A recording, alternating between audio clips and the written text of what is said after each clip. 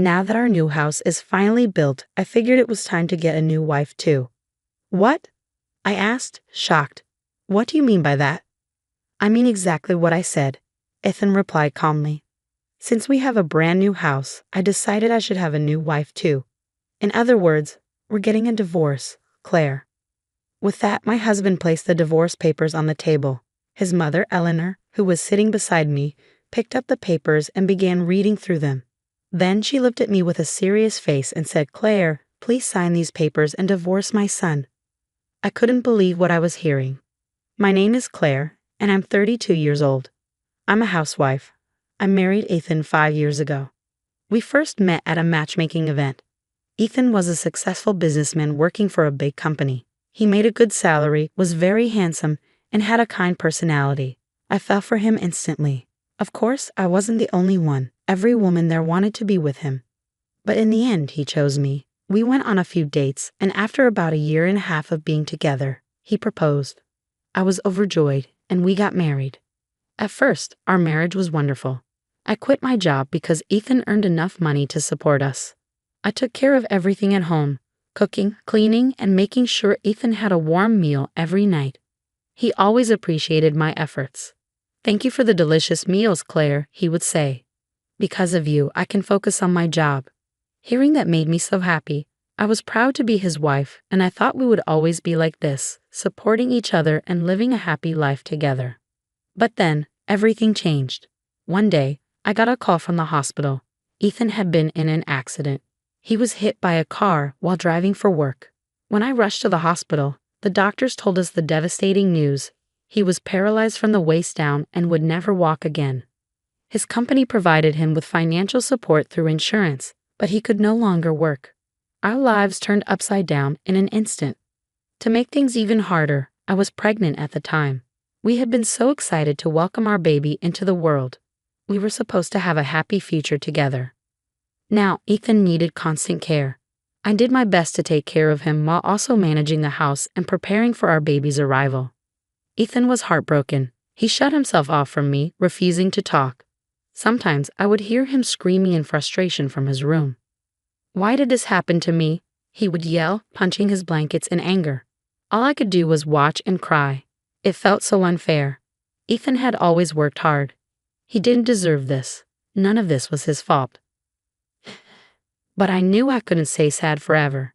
In times like this, I had to be strong for Ethan, for our baby, and for our future. I wiped away my tears and ran to my husband. "I'll do my best to support you," I said, holding his hands. "No matter what, we'll get through this together. Our baby is growing inside me, and I want us to be able to smile as a family." I hugged Ethan tightly. He held me back, tears in his eyes. At that moment, I made a decision. I wouldn't give up. I would do everything I could to support my family. Since I had to take care of Ethan and prepare for our baby, I needed a job I could do from home. In a few months, I wouldn't be able to go out and work in an office, so I had to find something remote. I was always good with computers, so I decided to try video editing. I started learning on my own, reading guides and watching tutorials online. Since I didn't have any income while I was studying, I saved as much money as I could. Once I had some basic skills, I began taking small editing jobs for very low pay just to gain experience. Little by little, I kept getting more work. At first, I took on as many jobs as possible, even though it was exhausting. But thanks to that, I improved quickly. After just a few months, I started receiving better paying projects. Then, I gave birth to our baby, a beautiful, healthy baby boy. Our son, Noah, was adorable. His little smile made all the stress and exhaustion disappear. I worked hard, not just to provide for our son's future, but also because I had a dream. I wanted to build a new, wheelchair-friendly home for Ethan. I never told him, but I was quietly saving money for it. Ethan also started feeling better, thanks to our son and my care. "Noah is so cute," he said, watching our baby giggle. "He really is," I agreed, "like a little angel. By the time he grows up, I want to be able to play wheelchair tennis with him," Ethan said, determination in his voice. "That sounds amazing." I smiled. "I know you'll be able to move around more easily by then." Slowly, Ethan began smiling more and more. Seeing him regain his strength made all the hard work worth it. Juggling work, caregiving, house chores, and raising a baby was harder than I ever imagined. But I didn't care. As long as I could see Ethan and Noah smile, I was happy to keep going. And now, 4 years later, I finally saved enough. It's time to build our new home. When I told Ethan that we were going to build a new house, he was shocked. What? You saved that much money? He asked in disbelief. Yes, I nodded. If we build a spacious house with an accessible design, you'll be able to live more comfortably and play with Noah more easily too, right? Ethan's eyes filled with tears. Wow, Claire, thank you so much. Then he made a surprising suggestion. I have an idea. Why don't we make it a two-family home and have my parents live with us? What? I blinked in surprise. If my mom moves in, she can help take care of me and help raise Noah. That way, you can focus more on your work and we can all live comfortably together. Oh, well, that does make sense, I admitted. Honestly, I was grateful for Ethan's idea. After his accident, his parents, Jack and Eleanor, had been visiting us regularly. They were kind and always appreciated everything I did for Ethan. I had a good relationship with them, so I didn't mind the idea of living together. So Ethan and I quickly reached out to them. Jack and Eleanor were thrilled when we suggested building a house together. I think they were happy to be closer to their son and to live with their grandson. Ethan seemed happier than he had been in years, maybe because he would finally have a home of his own and be able to take care of his parents too. He started talking to Noah more, and seeing them bond as father and son made me smile. I was sure this would bring our family closer and that we would all live happily together. With hope for the future, I kept working hard, and before long, our new house was finally finished. This was the start of our new life. I looked forward to making happy memories with Ethan, Noah, and my in-laws. I hoped things would feel like they did back when Ethan and I were newlyweds. At least that's what I thought. One day, while I was packing our things for the move, Ethan called me into the living room. He said he had something important to tell me. Just as I was wondering what was going on, the doorbell rang. It was Eleanor. Is something wrong, Eleanor? I asked. Oh, Ethan said he needed to talk to me. Did he tell you? She asked. What? No, I have no idea what this is about, I said, confused. Eleanor and I exchanged puzzled looks before walking into the living room. Ethan gestured for us to sit down. Oh, Mom, you came at the perfect time, he said. What's this about? Eleanor asked.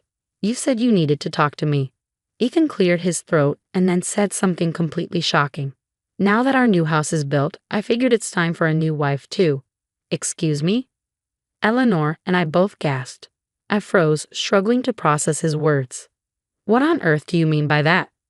Eleanor demanded, her voice sharp with disbelief. Ethan grinned. I mean exactly what I said. Since we have a brand new house, I figured I should have a brand new wife too. In other words, Claire, we're getting a divorce.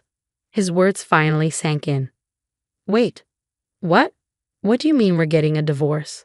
I couldn't believe what I was hearing. My voice grew louder. Why is this happening all of a sudden? Ethan kept smiling. Come on, Claire. Have you even looked at yourself in the mirror lately? Your hair is always messy, your skin looks rough, you constantly look exhausted, and now you're even starting to get gray hairs. Honestly, you don't look 32, you look closer to 40. Maybe even older. And I don't want a wife who looks that old. My hands trembled as he continued. So I decided to get myself a younger, prettier wife and enjoy my life in this beautiful new house. My mind went completely blank. What is he even saying? I had worked so hard, taking care of him, saving money, and building this house so he could have a better life. And now he was just throwing me away. All my years of effort. What did they even mean to him? I was speechless, but Ethan just kept talking as if my feelings didn't matter at all. It's so easy to meet new people now. I can just go on video chats, and well, not to brag, but I still look pretty good, you know. I felt sick. How could you? I whispered. Ethan ignored me and kept going. I told this girl about our brand new house, my disability pension, and how my mom helps with housework and takes care of me. And guess what? She said she wanted to marry me, so it's all settled now. According to Ethan, this other woman was 7 years younger than him. You're unbelievable. You used me and now you're just throwing me away. Hey, I never asked you to do all that. he said with a shrug. You did it all on your own. I clenched my fists. This was insane. As I sat there, frozen in disbelief, Ethan wheeled himself over to a drawer and pulled out some papers. Here, these are the divorce papers. He had already printed them out and signed his part. I've done my part, so you just need to sign. Mom, take a look at them too. I'll probably have Dad check them over as well. He placed the papers on the table. I just sat there, unable to move. Then Eleanor, who had been sitting beside me, picked up the papers and started reading through them. I stared at her. Does this mean she agrees with Ethan? No. Does she also think a younger woman would be better for him?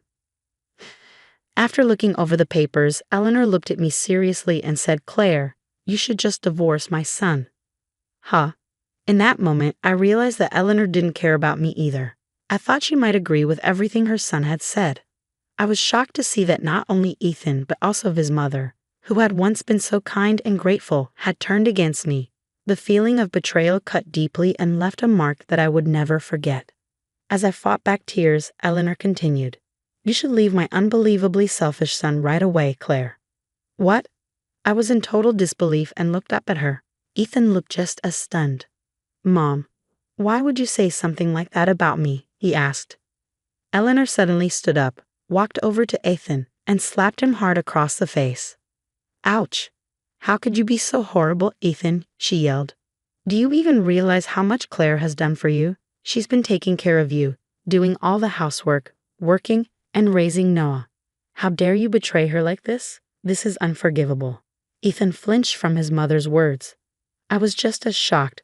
I never imagined she would be this angry with him, but she didn't seem like she was calming down. I've had enough of you, she snapped. I'm telling your father about this and will make sure to disown you. I didn't raise my son to be like this. From now on, he'll be on your own, Ethan. Then she turned to me. Claire, I'm so sorry for all of this. Please just divorce Ethan and live in a house with Noah. If you want, you can even invite your parents to live with you. What? Mom, what are you talking about? Ethan asked, his voice full of panic. That house is ours, right? Stop being so foolish. Eleanor shot back. Claire is the one who worked hard to build that house, so it's hers. You can stay here with your so-called young wife and have her take care of you. No way, Ethan said frantically. She only wanted to marry me because of the new house. She said she wouldn't have to do housework or take care of me. If she doesn't get to live in the house, it's over for us. Eleanor scoffed. I don't care. That's your own problem. What? Ethan shouted. Claire, please, he begged, panic in his voice. I'm so sorry for what I did. Let's start over and we'll raise Noah together, okay? As I listened to him, everything suddenly became clear. I ignored his words and grabbed the divorce papers.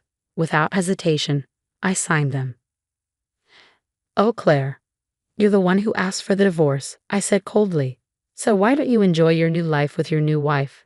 I'll take care of Noah in our new house. So don't worry about us.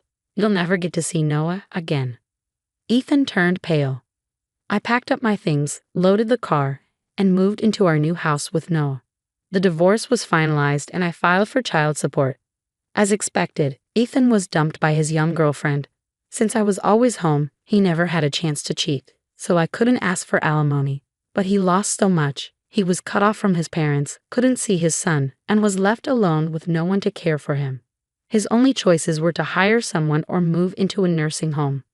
No matter how much disability pension he got, it wouldn't be enough to cover his expenses or rent. But that wasn't my problem anymore. I hope Ethan realizes what a jerk he was and reflects on what he did. As for me, I moved into the two-family home with Noah and my parents. I stayed in touch with Eleanor and Jack, and we would sometimes have dinner together so they could see how Noah was doing. Now I'm doing better than ever. I work from home and earn more than I did at my old job. I finally get to live happily with my family. I'll continue cherishing my loved ones and making great memories with them. Ethan was a selfish, terrible husband who betrayed the woman who had given him everything. He got exactly what he deserved. I hope he spends the rest of his life alone in that wheelchair. And I hope Claire and her family live a peaceful, happy life in the home she worked so hard to build. Thank you for watching until the end. Please subscribe to our channel. We hope to see you in the next video. Having made the decision to marry my boyfriend Ethan and paying a visit to his family's abode for introductions on the appointed day, I encountered a startling rejection from all his kin. Their chilling words echoed, "Never reach out to us again. Your voice is unwelcome." It seemed their upbringing, steeped in adulation for their physical charms, had fostered an environment of harshness and envy towards those who possessed what they lacked. Regrettably, I found myself the unwitting target of their jealousy, with even my father-in-law and brother-in-law silently aligning with their rejection. Yet, several months passed, I had the sweet satisfaction of orchestrating a masterful revenge upon these four. My name is Amy, aged 27, now basking in serene and joyful days encircled by love for my husband, our cherubic child, and my own parents. The genesis of this newfound contentment traces back 3 years, when I was just 24. It all began with Ethan, my former colleague turned beau, who proposed to me. Bonding over our shared love for cinema, our friendship blossomed into romance through countless movie dates on our days off. Ethan's gentle demeanor and universal amiability endeared him to many at work. Averse to conflict, he possessed a forgiving nature that endeared him to all. From the moment I joined the company, Ethan intrigued me, so when he finally mustered the courage to ask me out, I was elated, eagerly anticipating each day at work. During moments of professional missteps and personal lows, he offered unwavering support, fostering a natural desire within me. I want to spend my life with this man. Ethan harbored ambitions of launching his own business down the line, and I was eager to stand by his side, offering unwavering support every step of the way. When he proposed to me, my heart soared with joy. There was no hesitation. I accepted his proposal without a second thought, resolved to spend my life with him. The weekend following Ethan's heartfelt proposal, we promptly journeyed to my family's abode, introducing Ethan to my parents and sharing our plans to wed. Ethan's warmth and charm extended effortlessly to my family, effortlessly bonding with my father over drinks and conversation. My parents, enchanted by Ethan's demeanor, readily embraced our union, reveling in our shared happiness. Witnessing Ethan effortlessly blend into my family dynamic, I couldn't help but feel blessed to have him in my life. As the weekend waned, our sights turned to meeting Ethan's family. While I realized I hadn't gleaned much about them from Ethan, I brushed aside any concerns, presuming his independence might have led to infrequent contact with his parents. The eve of our visit, during a casual phone call with Ethan discussing our plans for the morrow, he cryptically mentioned, "My parents might come off a bit peculiar, but don't dwell on it too much." His words sparked a twinge of apprehension, but with the early morning looming, I chose to set aside any worries and retire for the night around 10 p.m. The following day, Ethan and I rendezvoused at the station, embarking together towards his family residence. It marked my inaugural visit to his familial abode, and despite my attempts to quell my nerves, a persistent jitteriness lingered throughout the morning. Walking alongside Ethan, his words seemed to blur amidst the frantic thudding of my heart. Before us loomed a majestic mansion, reminiscent of a fairy tale castle. The sprawling garden only intensified my trepidation as I pondered Ethan's upbringing in such opulent surroundings. Yet, his reassuring smile offered some solace as he gently remarked, "Feeling nervous? It's all right, let's proceed." Upon a grand entrance, my mother-in-law greeted us warmly, her graceful demeanor and impeccable appearance exuding elegance. Her welcoming demeanor momentarily eased my apprehension. Once inside, the rest of the family, save for my mother-in-law, greeted me with smiles, alleviating some of my unease. Finding myself warmly embraced, I settled onto the sofa, engaging in pleasant conversation over dinner before proudly announcing our engagement to all present. Ethan's family beamed with delight, particularly my mother-in-law and sister-in-law, who expressed their excitement at welcoming me into the family with endearing words. "We're thrilled to have such a charming addition to our family." Their warm reception touched me deeply, fostering a sense of belonging. As the pleasant conversation flowed, I learned more about Ethan's family. His father managed a successful company specializing in package tours, while his brother, an executive director within the same company, harbored aspirations of eventually assuming its leadership. Meanwhile, my mother-in-law and sister-in-law gracefully balanced their roles as homemakers, enriching their lives with pursuits like dance classes and flower arrangement lessons. My sister-in-law, radiating confidence with her impeccable appearance, left a lasting impression. Meanwhile, my father-in-law's kindness and affable demeanor put me at ease, his engaging conversation effortlessly quelling any nerves. I found solace in his amiable presence, genuinely grateful for his warmth. However, the harmonious atmosphere was briefly disrupted by a question from my father-in-law, inquiring about my employment status at the same company as Ethan. I clarified that I held a permanent position, having joined as a regular employee following my graduation from Harvard University. His pride in my accomplishments was palpable, his admiration evident as he praised my achievements. The ensuing praise from both my father-in-law and Ethan left me feeling slightly embarrassed yet profoundly touched by their words of admiration and support. In reality, my journey led me to a prestigious university in the United States, where I dedicated myself to studies even at the expense of sleep during my high school years. My parents, despite limited means, toiled relentlessly to afford my college education. Fueled by a deep-seated determination to secure a promising career and ultimately repay my parents' sacrifices, I poured my heart into every endeavor. Engrossed in lively conversation with others, I couldn't help but notice the sudden silence from my mother-in-law and sister-in-law. A pang of apprehension gripped me, prompting a frantic search for a change of topic.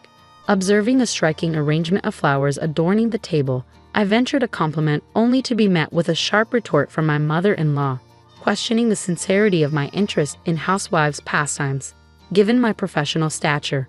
Bewildered by her abrupt shift in demeanor, I struggled to comprehend the underlying hostility. Echoing her sentiments, my sister-in-law insinuated that my academic background might lead me to dismiss their pursuits as trivial. I never intended such implications, yet found myself at a loss for words, choking back tears of frustration. Ethan swiftly intervened, rebuking their baseless assumptions and defending my character. Though his words offered solace, I remained mute, unable to muster a response, my gaze fixed downward. Surveying the room, I noted my father-in-law, inebriated and slumbering on the sofa since noon, alongside my disinterested brother-in-law, idly scrolling through his phone. Sensing the palpable tension, Ethan tactfully suggested bringing the gathering to a close, offering a much-needed reprieve from the stifling atmosphere. As we made our way back to the station, Ethan offered his apologies, explaining, "I'm sorry about today. My mom and sister have quite the pride. They're particularly touchy about their high school education." Later, Ethan revealed that his mother-in-law had worked at a flower shop straight out of high school, where his father-in-law had become enamored with her at first sight. A captivating beauty, she drew numerous customers to the shop daily. Through persistent pursuit, his father-in-law won her affections, and they eventually married, with him still seemingly wrapped around her finger to this day. Similarly, his sister-in-law, a striking woman, had reconnected with Ethan's brother-in-law at a high school reunion in their early 20s. Enchanted by her transformation, he pursued her relentlessly until they became a couple. Like his father-in-law, Ethan's brother-in-law appeared to acquiesce to his wife's wishes without question. Despite my advanced education, I struggled to comprehend their insecurities. They were both beautiful women with devoted husbands who adored and protected them. Yet, I couldn't shake off a lingering sense of unease, questioning whether marriage would truly be as harmonious as I had envisioned. Nonetheless, with the family's blessings secured, we forged ahead with wedding plans, hoping that open communication would bridge any divides. "Rest assured, Amy, I'll always stand by your side," Ethan reassured me, instilling a sense of optimism within me. After months of meticulous planning, the day before our wedding arrived, only to be disrupted by an unexpected phone call from Ethan's mother. As Ethan's voice rose in disbelief, I listened in shock to his revelation that his parents had suddenly decided not to attend the wedding due to a forgotten trip they had booked for the same day. Stunned and bewildered by this unforeseen turn of events, we attempted to reach them for an explanation to no avail, met only by the incessant ringing of unanswered calls. Perplexed by the abrupt turn of events, we hastened to Ethan's parents' house, only to find it dark and deserted, indicating their absence. I voiced my concerns to Ethan, recalling the tense atmosphere during my previous visit, questioning if I had inadvertently offended his mother and sister. Ethan attributed their demeanor to their prideful nature, acknowledging that highly intelligent individuals often bore stubborn tendencies, but he remained uncertain of any specific grievances they held. Puzzled by his father's absence as well, Ethan explained that both his father and brother-in-law were inclined to defer to their wives, likely aligning with them to avoid discord. His distress was palpable, leaving me at a loss for words. Ultimately, our attempts to contact Ethan's family proved futile, compelling us to proceed with the wedding sans their presence.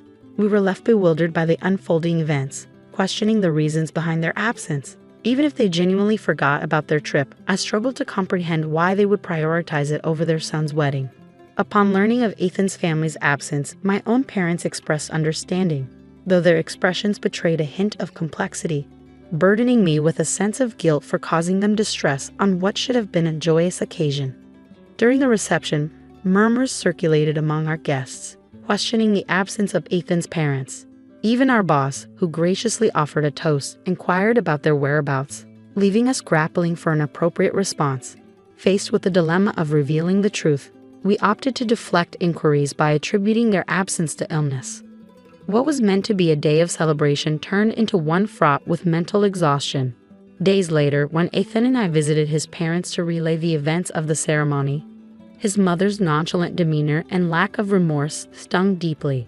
Suppressing my sadness to maintain familial harmony, I responded with a strained smile, concealing the hurt that lingered within.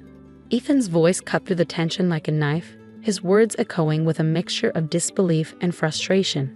Canceling the day before the wedding, with all our relatives absent, is that even acceptable? If you had no intention of attending, you shouldn't have accepted the invitation in the first place. His sister-in-law's response only added fuel to the fire. I would have attended if Amy wasn't the bride, she declared coldly, leaving me utterly bewildered, my head spinning with confusion. Before I could make sense of her words, Ethan's mother-in-law launched her own accusation, attempting to deflect blame onto me. Don't lay all the blame on us. I wanted to witness my son's special day, but Amy ruined it. I'm a victim here too. I demand an apology. Ethan, sensing my shock, rallied to my defense. How can you blame Amy? She's done nothing wrong, he retorted, his voice tinged with incredulity. But the silence of Ethan's father-in-law, until now, was ominous. When he finally spoke, it was with a venomous intensity that sent shivers down my spine. Enough is enough. How dare you barge in here on our day off to complain? Is that all you came for? Get out. His words were like a slap in the face, and before we could even process what was happening, we found ourselves forcibly ejected from their home. As I hastily slipped on my shoes at the entrance, my mind reeled with shock and disbelief, struggling to comprehend the sudden turn of events. A sharp sting on the sole of my foot jolted me into a panic.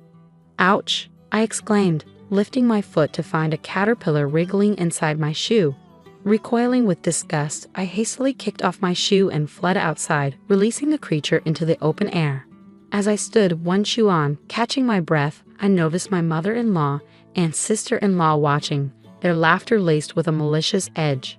Are you all right? They asked, their concern ringing hollow.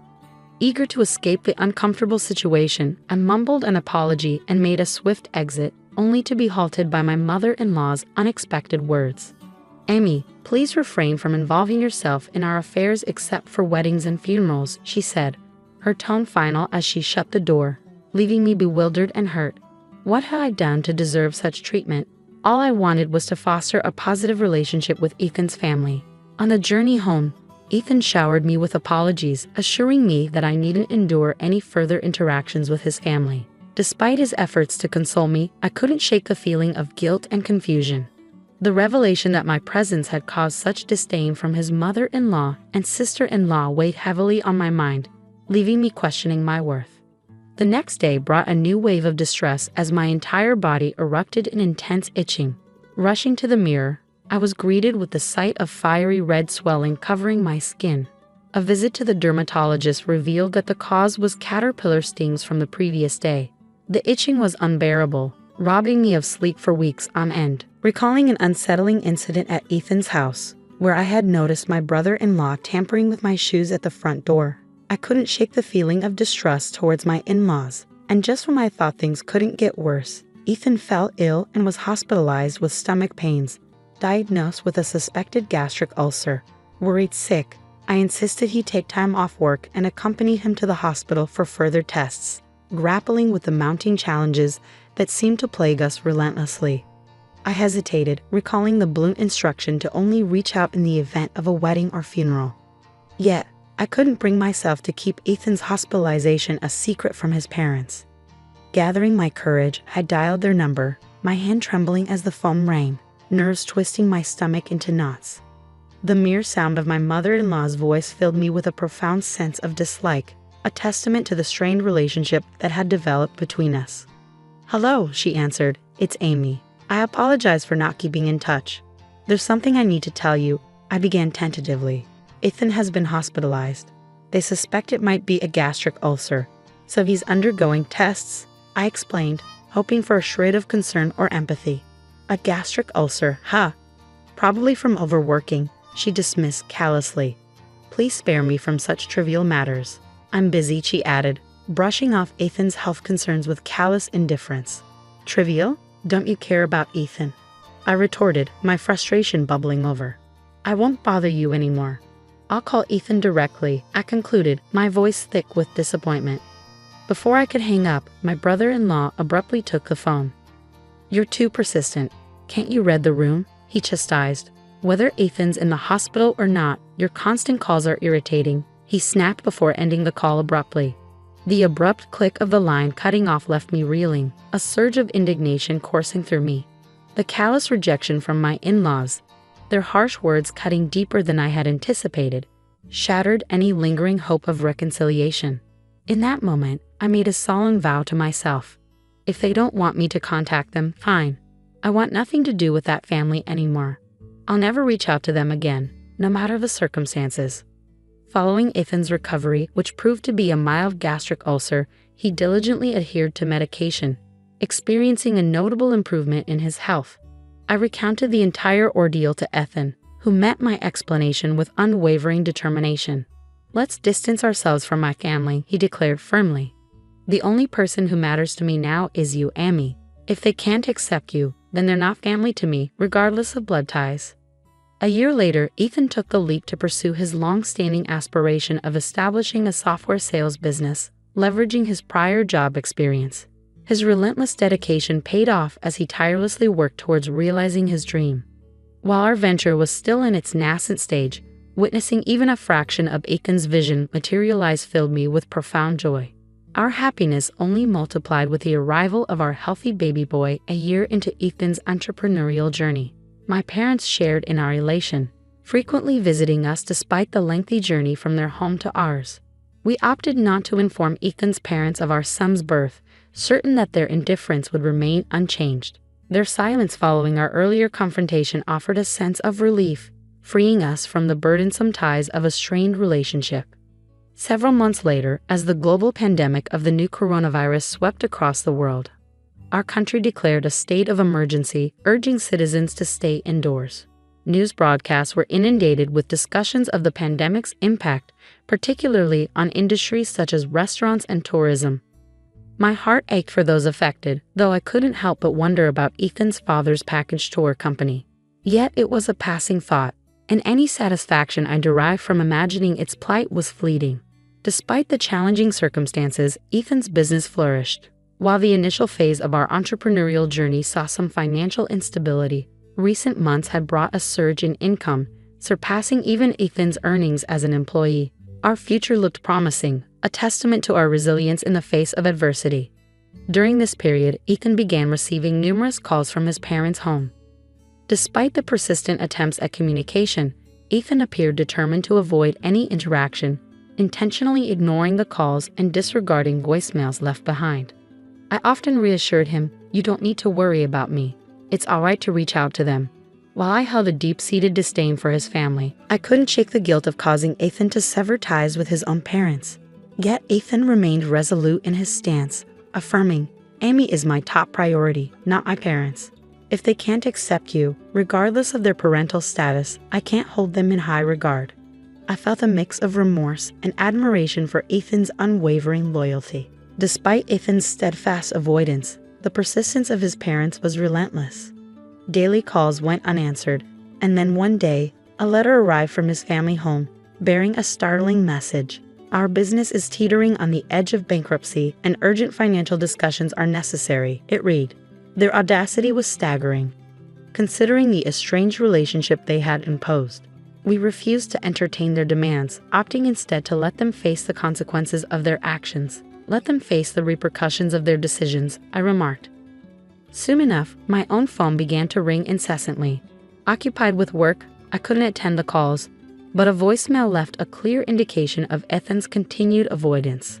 It seemed they had resorted to contacting me despite my explicit instructions to the contrary. Reluctantly, I listened to the message left on my voicemail, which simply stated, "Is this Amy's number? If Ethan persists in his silence, I'll visit in person. Let him know." 2 days following the voicemail, Ethan and I found ourselves enjoying a rare day off together at home. Just as we settled in after lunch, the doorbell chimed, signaling an unexpected visitor. Peering through the monitor, I was met with the sight of my 4 in-laws standing at the doorstep. Surprised, I looked at Ethan, who let out a weary sigh. "We could just ignore them. They'll eventually give up," he suggested. However, I couldn't shake the sense of pity. "They've come all this way. It wouldn't hurt to let them in," I countered.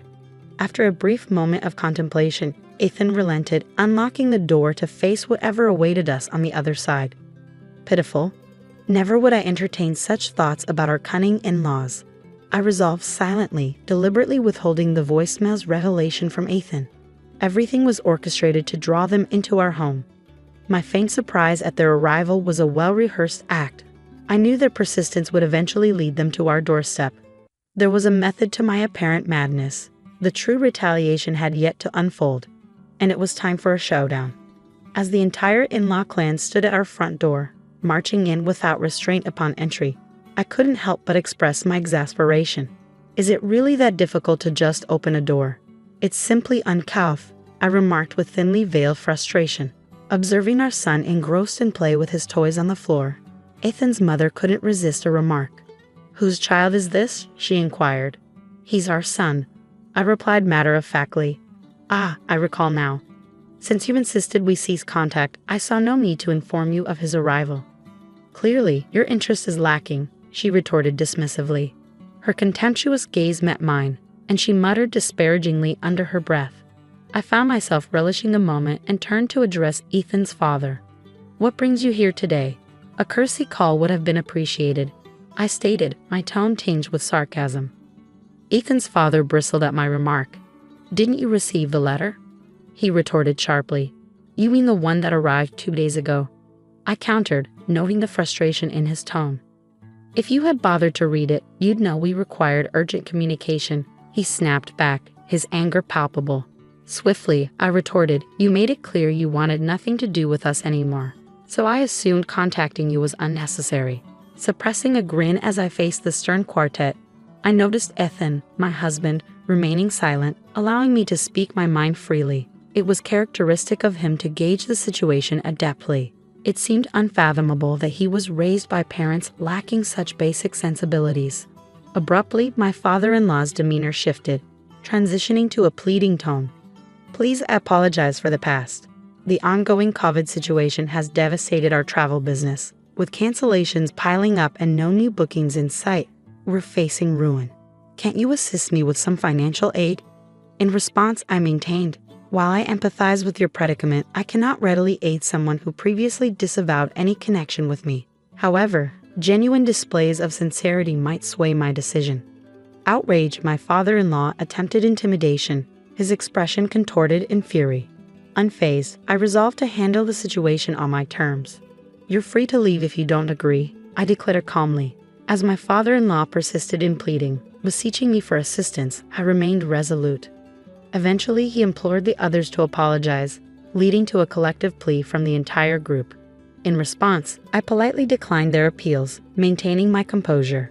Enraged, my father-in-law slammed his hand on the table, his anger palpable as he grabbed my collar, accusing me of arrogance amid his attempts at reconciliation. Taken aback by his sudden aggression, I was about to intervene when Ethan stepped in, asserting, "Dad, don't lay a hand on Amy." My father-in-law retorted, "You're choosing your wife over your parents' plea." Ethan remained firm, stating, "Amy is my priority. I can't condone mistreatment towards her, even from my own parents." I won't accept superficial apologies just for money. If you can't sincerely apologize to Amy, then leave." Enraged by Ethan's stance, my father-in-law lashed out, landing a punch squarely on Ethan's face. Shocked and struggling to comprehend the violence unfolding, I attempted to reason with my father-in-law. But he was beyond reason, relentlessly kicking Ethan as he lay on the ground. Desperate to intervene, I tried to restrain my father-in-law, but he shrugged me off, causing me to collide with the table, resulting in a painful impact to my head. As I touched the back of my head, I felt the warmth of blood trickling down my fingers. The other 3 family members, frozen in shock, watched as my father-in-law continued his rampage, demanding money and ransacking the room. In a moment of desperation, I opened the balcony window and cried out for help to the passers-by below, screaming that I was in danger. Within minutes, the police arrived. Upon their arrival, my father-in-law swiftly changed his demeanor, feigning innocence and dismissing the chaos as a misunderstanding. He attempted to paint me as intoxicated and delusional, trying to downplay his violent outbursts with a disarming smile. I recounted to the officer, "Please apprehend this man. He assaulted both my husband and me, and he's been ransacking our home, demanding money." In response, my father-in-law vehemently denied the accusations and, with a burst of anger, punched a hole in the wall. Without hesitation, the officers arrested him on the spot. Subsequently, the other 3 family members were also taken in for questioning. It became apparent that my father-in-law would spend some time in jail.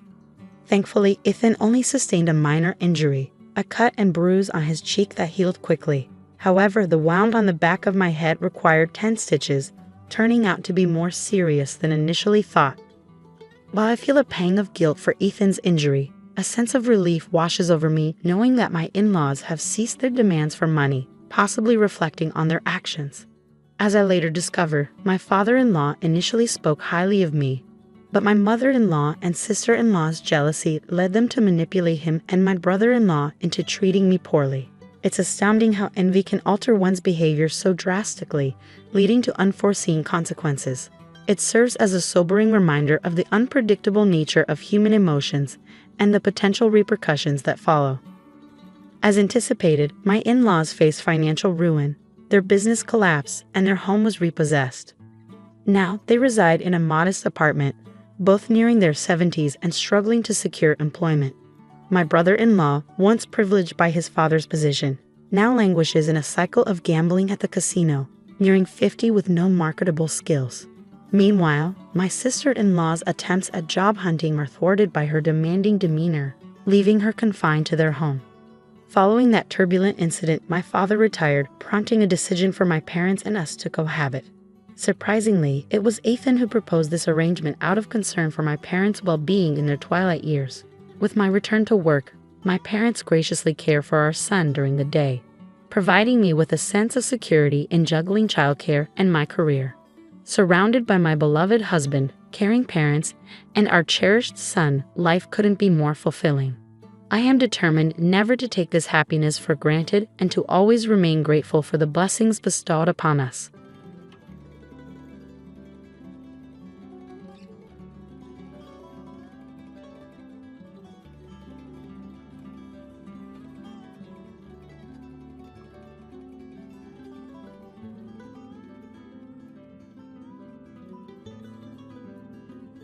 I never intended to hide my success. Growing up in a modest Boston family, I learned early on that humility and perseverance mattered more than status.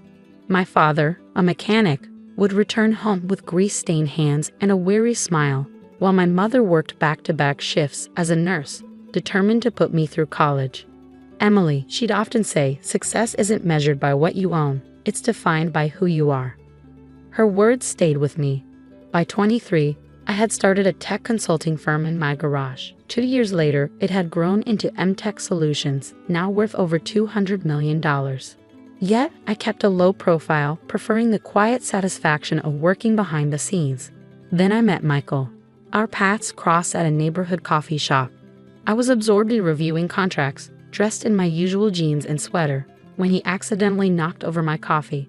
"Oh no, I'm so sorry," he exclaimed, fumbling to save my papers. I couldn't help but laugh. "It's fine," I reassured him, even though those documents were acquisition agreements worth millions. His genuine panic was oddly charming. "Let me make it up to you," he insisted. "I'm Michael, by the way." "Emily," I said, smiling.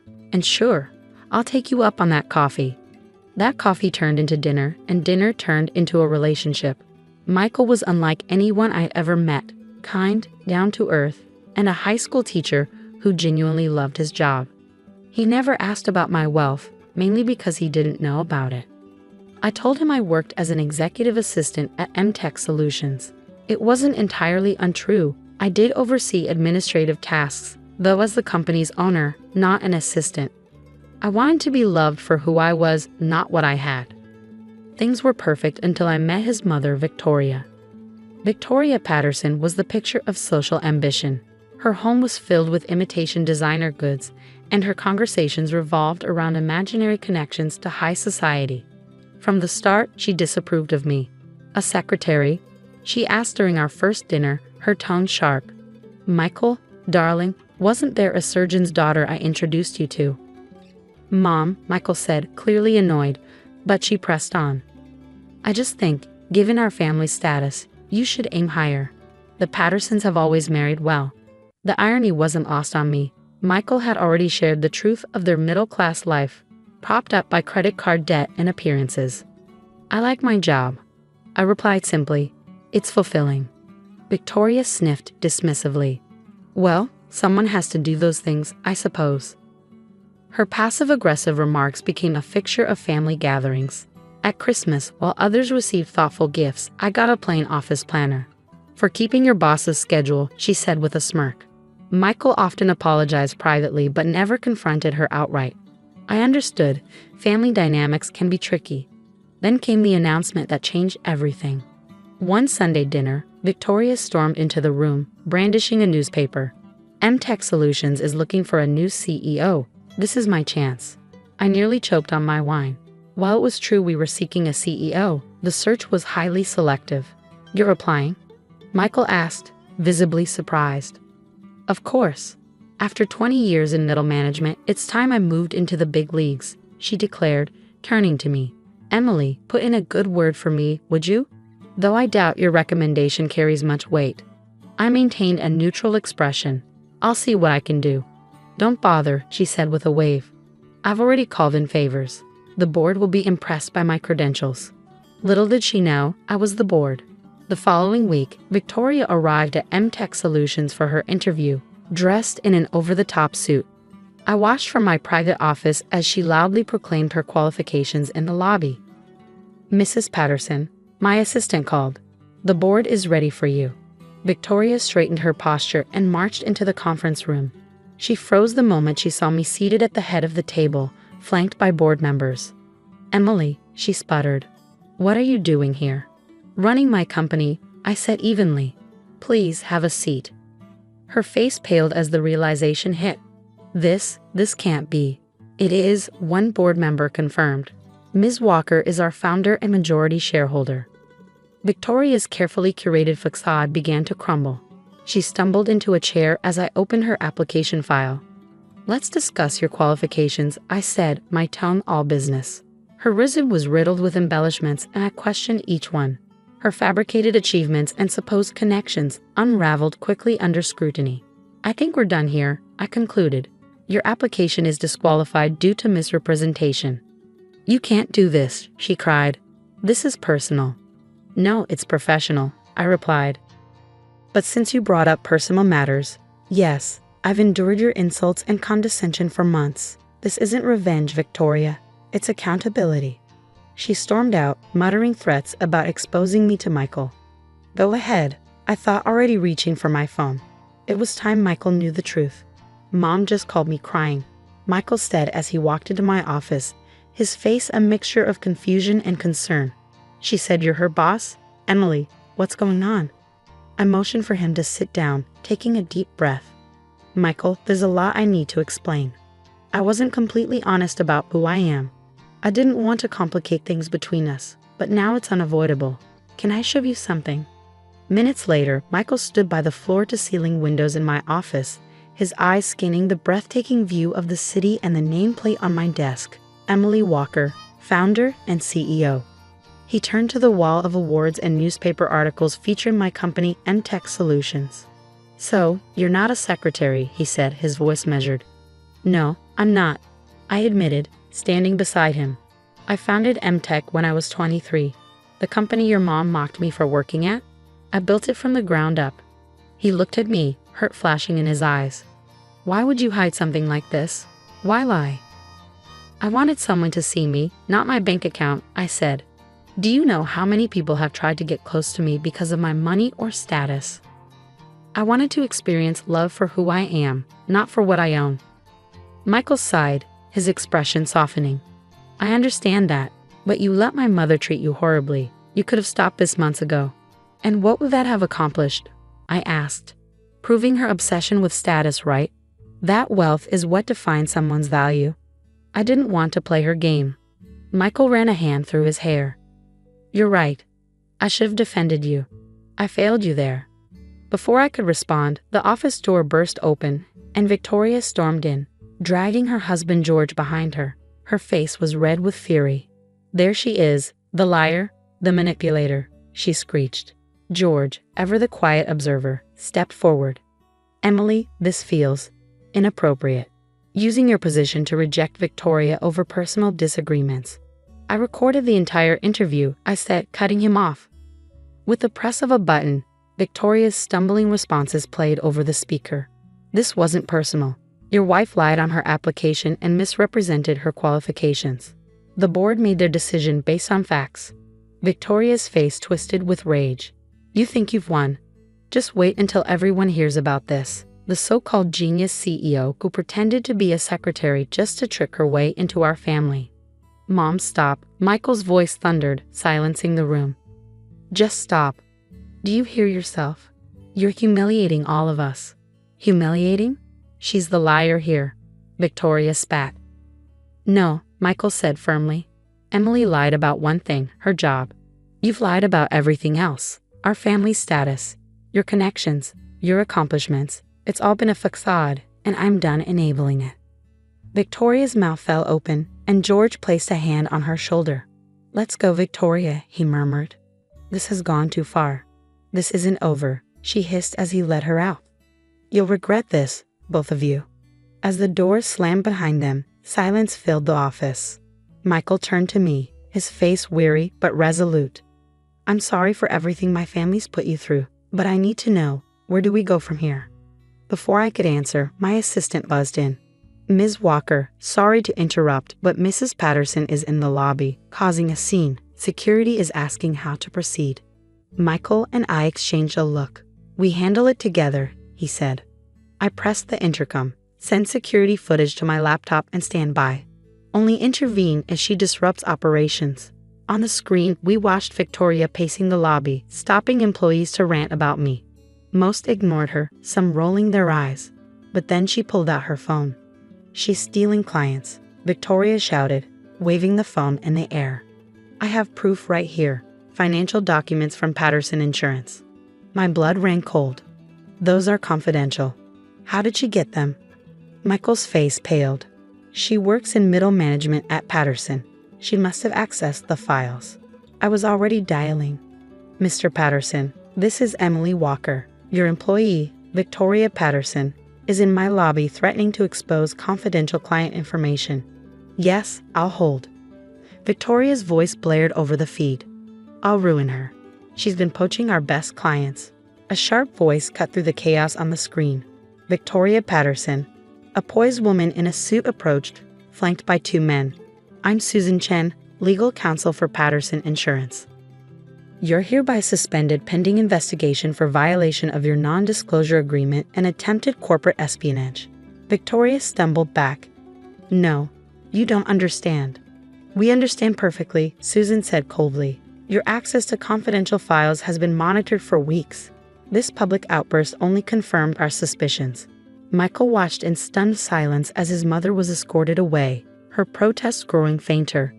He turned to me. Emily, I didn't know she was capable of this. It's not your fault, I said gently, but we need to address this openly, with your family, with mine, and with ourselves. Michael nodded, his voice steady. Together. As security led a stunned Victoria out of the building, Michael turned to me, his brow furrowed. You knew about her job performance?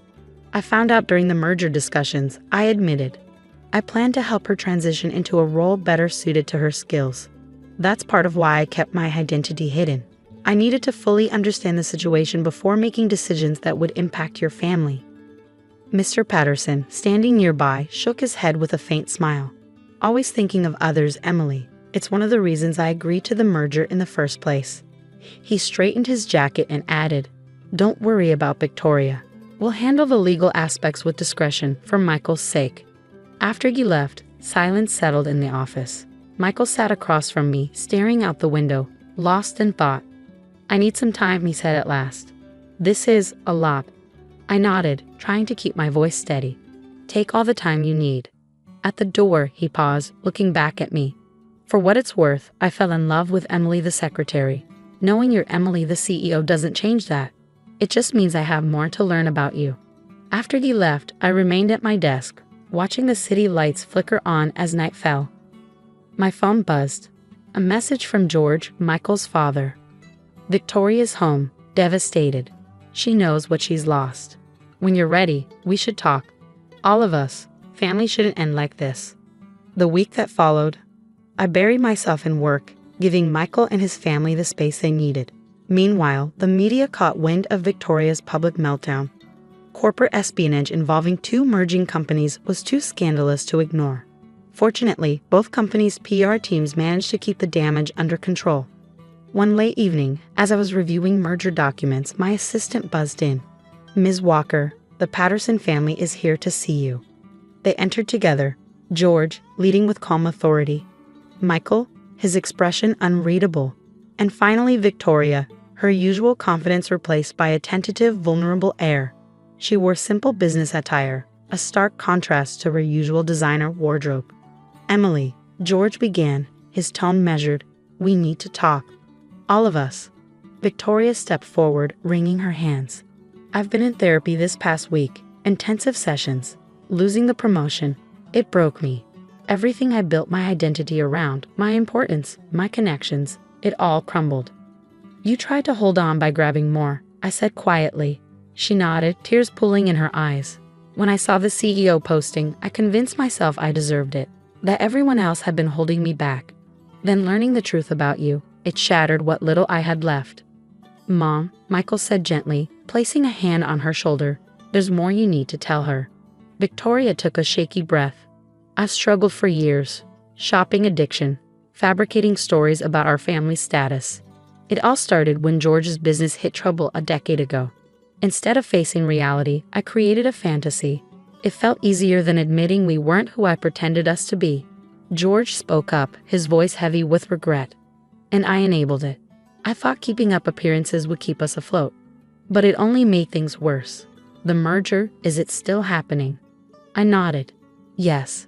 Victoria's actions hurt both companies, but they don't erase 2 decades of service. The merger includes a retirement package for long-term employees. It's hers if she wants it. Victoria's eyes widened in disbelief. After everything I've done, everyone deserves a second chance, I said. But there are conditions. Continued therapy, working with HR on a transition plan, and most importantly, honesty with yourself and others. Victoria broke down, her carefully constructed walls finally crumbling. I'm sorry, Emily, for everything. For how I treated you, the things I said. Michael moved to my side and took my hand. We've all learned something, he said. Mom about honesty, Dad about enabling, me about standing up for what's right, and Emily about trusting people with the truth, I finished, moving forward. 2 months later, Victoria retired quietly. The merger proceeded smoothly, and she found new purpose volunteering at a financial literacy program, helping others avoid the mistakes she'd made. At her wedding the following spring, she gave a heartfelt speech that left few dry eyes. A year ago, I thought status and appearances were everything, but my daughter-in-law taught me that true worth lies in how you treat others. Emily, thank you for giving our family a second chance, not because you're a CEO, but because you're a compassionate human being. Michael squeezed my hand under the table. We had rebuilt our relationship on a foundation of truth, moving past lies and pretenses. Looking around, I saw our merged family, George chatting with my father about business, Victoria helping my mother arrange flowers, our employees meeting with relatives. Success, I realized, meant nothing without people to share it with. Happy, Michael whispered. Very, I replied with a grin. Though I do miss that secretary desk sometimes. He laughed. Well, you did say your assistant's going on maternity leave. Don't tempt me, I teased. I might just go undercover again. Victoria overheard and joined our laughter, genuine this time, free from pretense. She found something far more valuable than status. Peace with who she truly was. As the celebration continued, I thought back to that first accidental coffee spill.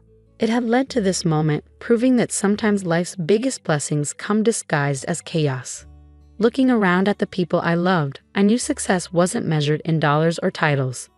It was measured in second chances, hard truths, and the courage to be authentically yourself.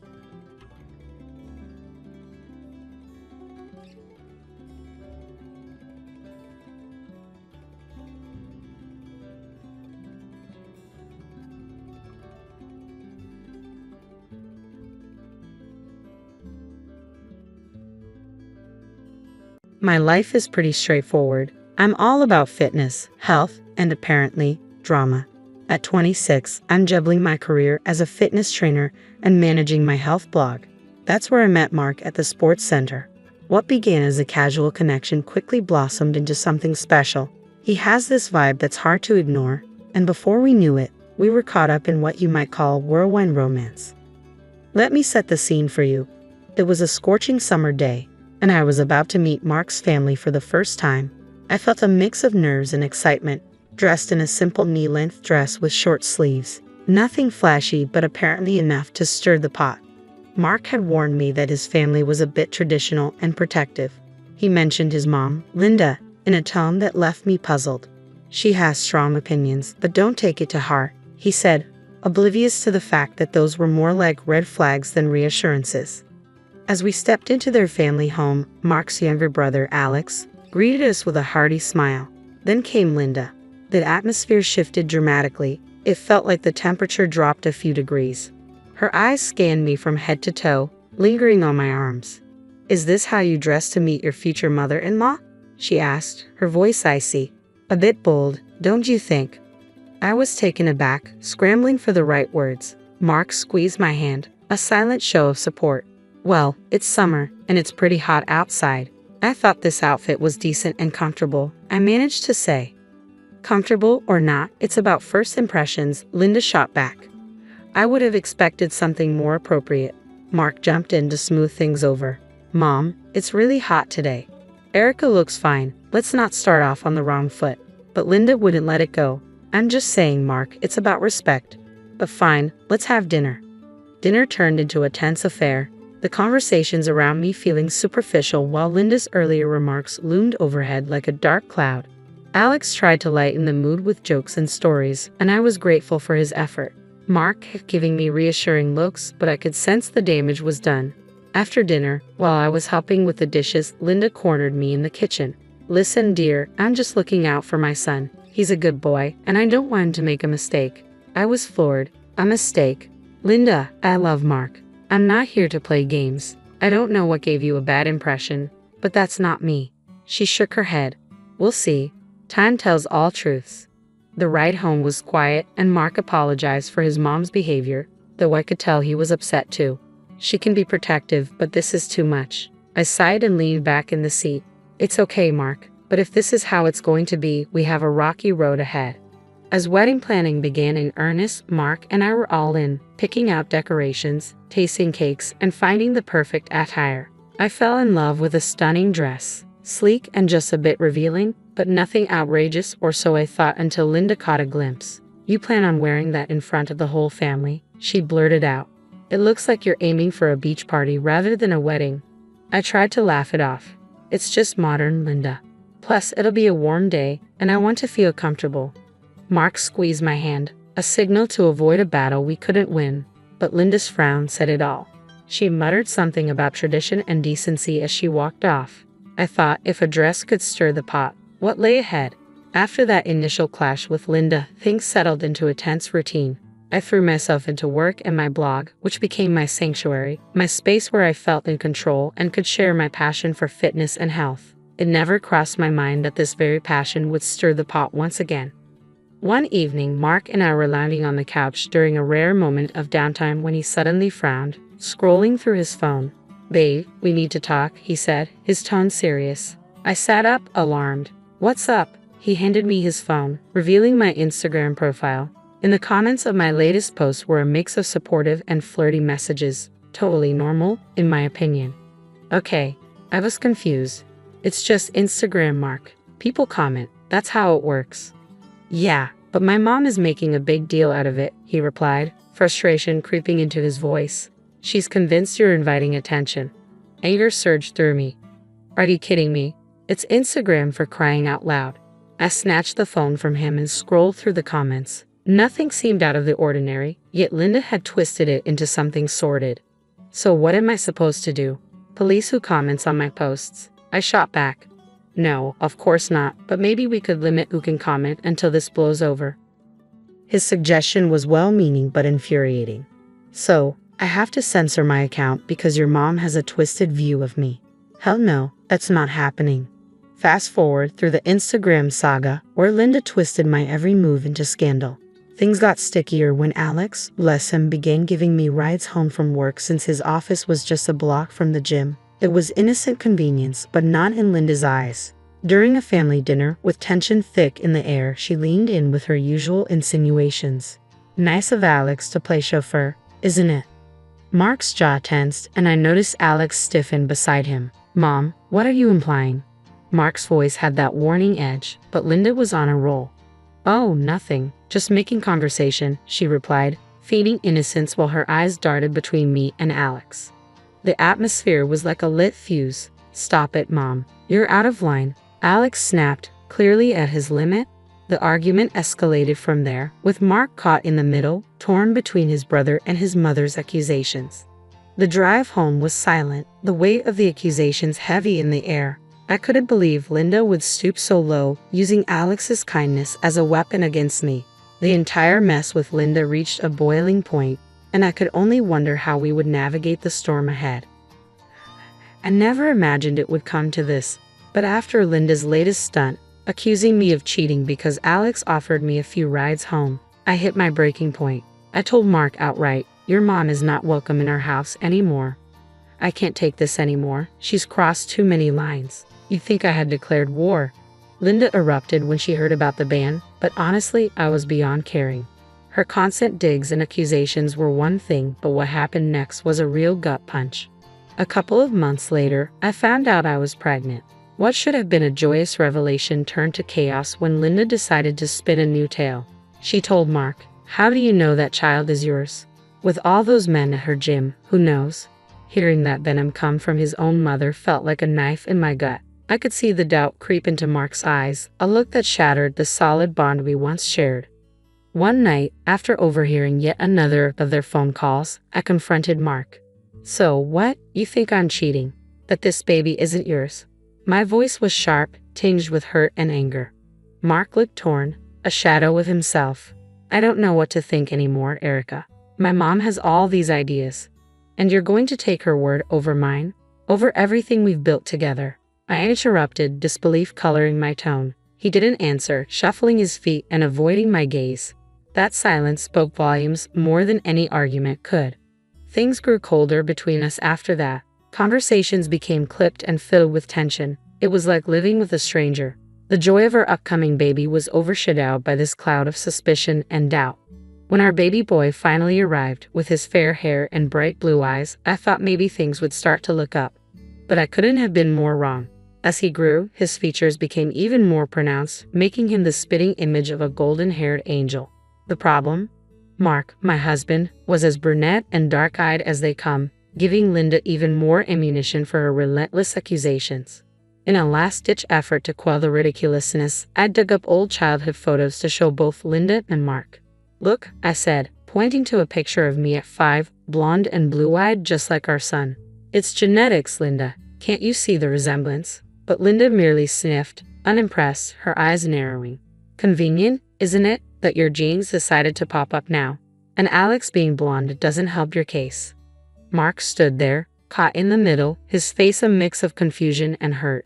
The tension was unbearable. Things reached a breaking point at our son's first birthday party. With all the guests cooing over the baby, Linda couldn't help but make a scene. "This child looks nothing like my son. Everyone can see it. We need a DNA test to prove who the father really is," she announced loudly, making everyone uncomfortable. I was livid, my face burning with embarrassment and anger. "Are you out of your mind, Linda? Accusing me in front of everyone? No way am I doing some tests just because your paranoia has gone off the rails." My voice dripped with indignation. It was humiliating to be accused like that, especially in front of friends and family. But then Mark intervened, just not in the way I had hoped. "Actually, we're doing it," he said, his voice cold, a hardness in his eyes that I had never seen before. "If you've got nothing to hide, then there's no issue. We'll do the tests or we're done. I can't be married to someone I don't trust." I was floored. "Are you serious? You're choosing your mom's crazy accusations over me, over your son?" He didn't budge, not even flinching at my words. "It's not just my mom. There's too much doubt, too much talk. The test will clear things up one way or another, and until then..." My heart was in my throat, dreading his next words. "Pack your bags. Stay somewhere else. I can't look at you. Not now, not with these doubts." His words cut through me, leaving a chilling emptiness in their wake. So there I was, packing my things in a rage, my hands shaking with a mix of fury and hurt. Our baby boy, blissfully unaware, watched with wide, innocent eyes as his world, and mine, crumbled. I left, heading to the only place I could think of, my mom's. She was waiting with open arms. When I arrived at my mom's house, I barely made it through the door before I broke down. "He kicked us out, Mom, over some DNA tests. Linda convinced him we need it." My mother's fury flared instantly. "I'll go over there and give Mark a piece of my mind, over my dead body." But I stopped her. "No, it's not worth it. Not right now." That night, I replayed every moment in my mind, trying to pinpoint where it all went wrong. How had we gone from being so in love to questioning our baby's paternity, and Alex caught up in this mess for no reason other than Linda's spite? The fallout from my son's first birthday party had been swift. News of Linda's accusations spread like wildfire, and it felt as if the entire city was whispering behind my back before the party favors were even picked up. My friends, my mom's friends, even the neighbors who had watched me grow up, they were all talking. It felt like I was living in a nightmare. Fed up and desperate to clear my name, I decided to go through with the DNA test. I picked up the phone and called Mark, my voice steady despite my trembling hands. "I'll do the test." I cut straight to the chase. There was a pause on the other end, then Mark replied, his voice unnervingly calm. "I knew you'd come around. It's for the best." When I arrived at the clinic, I was a bundle of nerves. Mark looked like he was carrying the weight of the world on his shoulders, and to my surprise, so was Alex. "Why is he here?" I asked, my voice edged with irritation as I nodded toward my brother.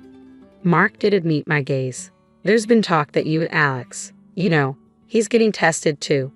My blood boiled at the implication. "You think I'd cheat on you with your brother? That's how little you trust me." Before Mark could respond, the specialist called us in, momentarily breaking the tension. Inside, the specialist laid it out clearly. Determining paternity could get complicated when potential fathers were siblings. "We'll need additional samples from everyone involved, including you, Erica, to ensure accuracy." So we each gave our samples, lost in our thoughts. Alex looked mortified. Mark appeared conflicted. And me, I was just angry. Angry that it had come to this, angry at Linda, and angry at Mark for allowing his mother's paranoia to escalate so far. Once the tests were done, we were told it would be a couple of weeks before we got the results. Those weeks dragged on, each day a torturous reminder of the uncertainty looming over our future. I didn't sit idle though. I made a few calls and spoke to a man who promised he could help with a delicate matter. I didn't know if it would lead anywhere, but I had to try something. Finally, the day arrived for the grand reveal. The tension in Linda's living room felt almost tangible, wrapping its icy fingers around my heart. My son clutched my hand, sensing the storm brewing but oblivious to its cause. Ever the self-appointed master of ceremonies, Linda dramatically sliced open the envelope containing the DNA test results, her anticipation palpable as she hoped for a scandal that would validate her accusations. But the moment she peeked inside, her expression faltered and disappointment washed over her. "The father is Mark," she announced, her voice losing its usual sharpness. Mark, who had been a bundle of nerves, visibly relaxed, a smug smile spreading across his face as he turned to me. "Well, there you have it. No harm done, right? You can come back home now." His words ignited a fierce mix of disbelief and anger within me, and I couldn't help but let out a bitter laugh. "Come back after all this? You must be joking." He blinked, taken aback by my reaction. "But you're innocent, Erica. Isn't that what you wanted?" That's when I played my hand, pulling out the divorce papers I had kept hidden away. The silence that followed was deafening as I laid them on the table. Mark's face went from confident to pale, sheer panic taking over. "What's this? Why divorce papers?"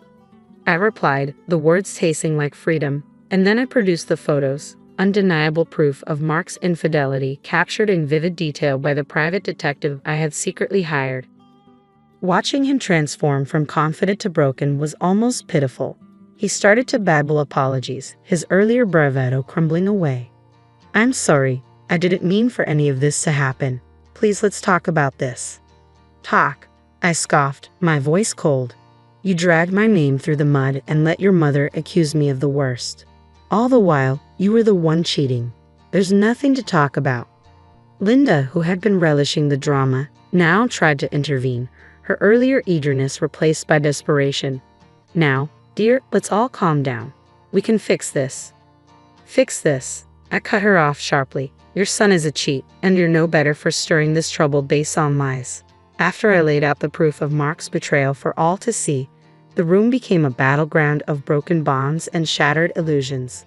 Linda couldn't tear her eyes away from the photos spread across the coffee table, each one a testament to betrayal.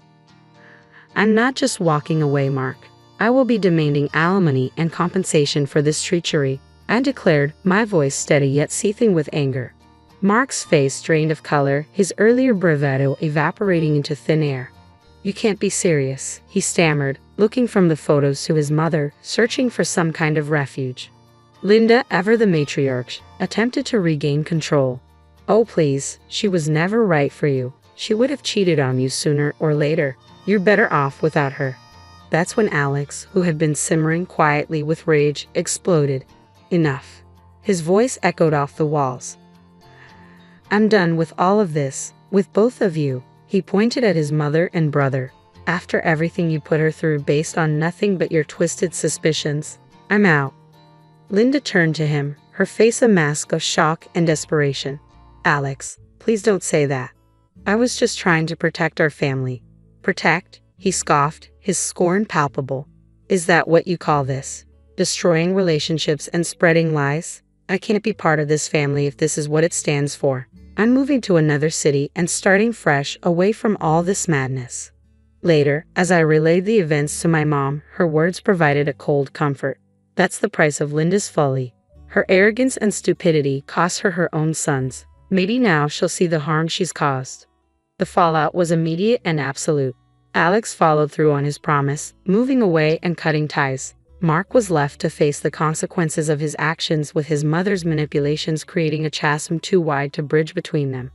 Life after the dust settled was different, not easier, but clearer, like I was seeing everything for the first time again.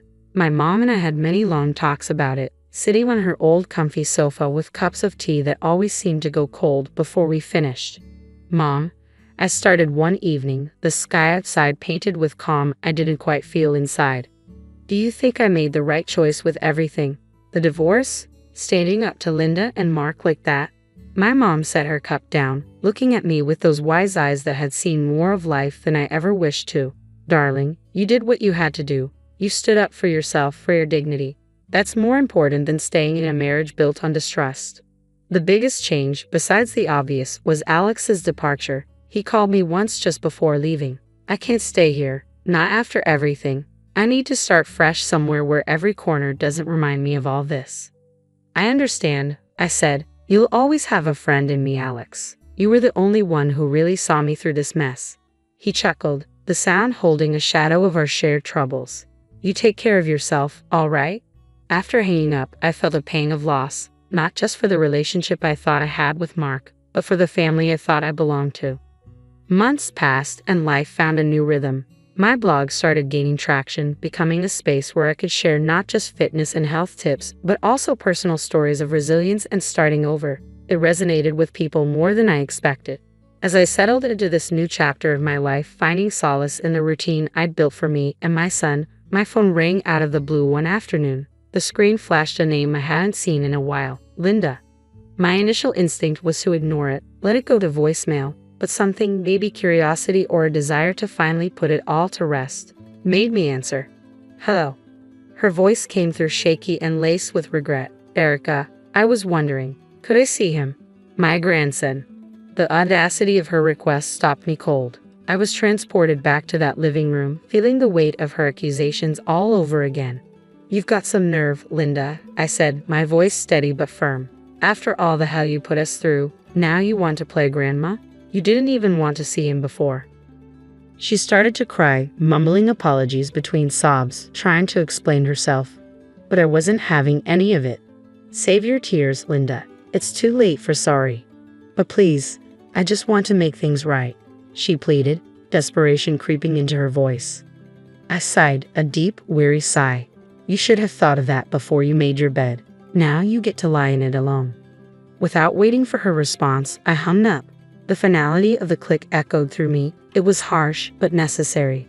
A line had been drawn, and for the first time in a long while, I felt like I was in control of where things were headed. Looking at my son, now a little older and wiser beyond his years, I knew we were going to be okay. We had each other, and a future that was ours to shape.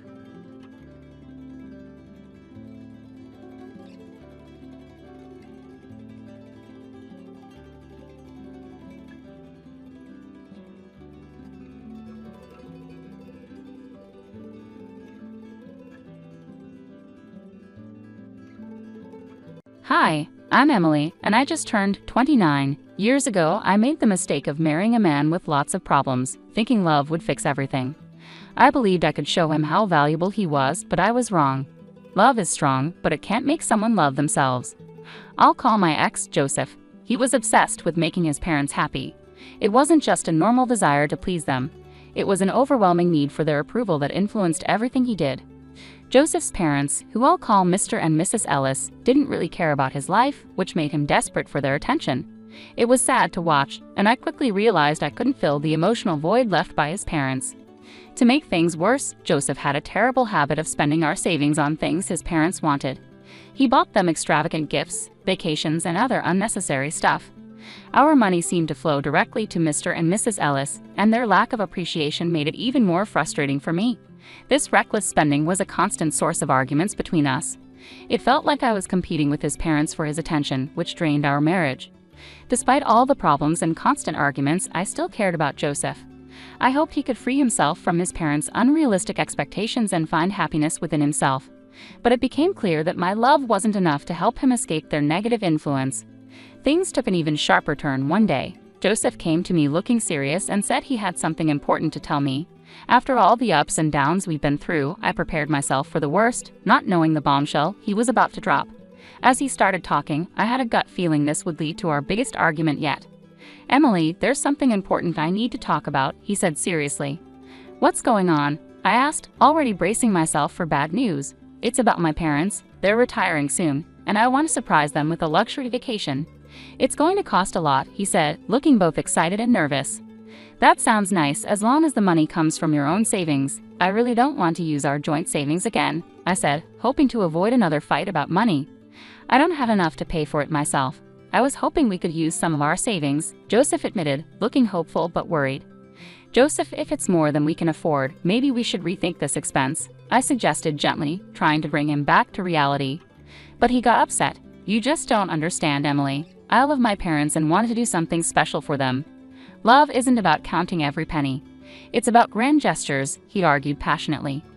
I argued, but love is also about being there for each other and making sacrifices together, not at the expense of our financial stability. This trip might be important to them, but we need to think about our future too. Joseph was determined. "I have to do this for them. I thought you, of all people, would understand. They're everything to me." "And you're everything to me, Joseph, but we have to be practical. We can't just use up all our savings on one trip." I tried to find a compromise, but he accused me of being selfish and not seeing the importance of his gesture. It's not about being selfish, it's about being sensible and planning for the future, I explained, wondering just how much he planned to spend. When he said he needed all of our savings, my heart sank. All of our savings, Joseph? That's just reckless, I said, shocked by his request. You're being heartless, he shot back, convinced I couldn't understand his desire to make his parents happy. No, Joseph, I'm being realistic. We can't afford to spend $85,000 on a whim, I said, my patience running out. His casual mention of getting the money back later only added to my frustration. Really, Joseph? That's not how this works, I replied, my disbelief obvious. We were at a standstill.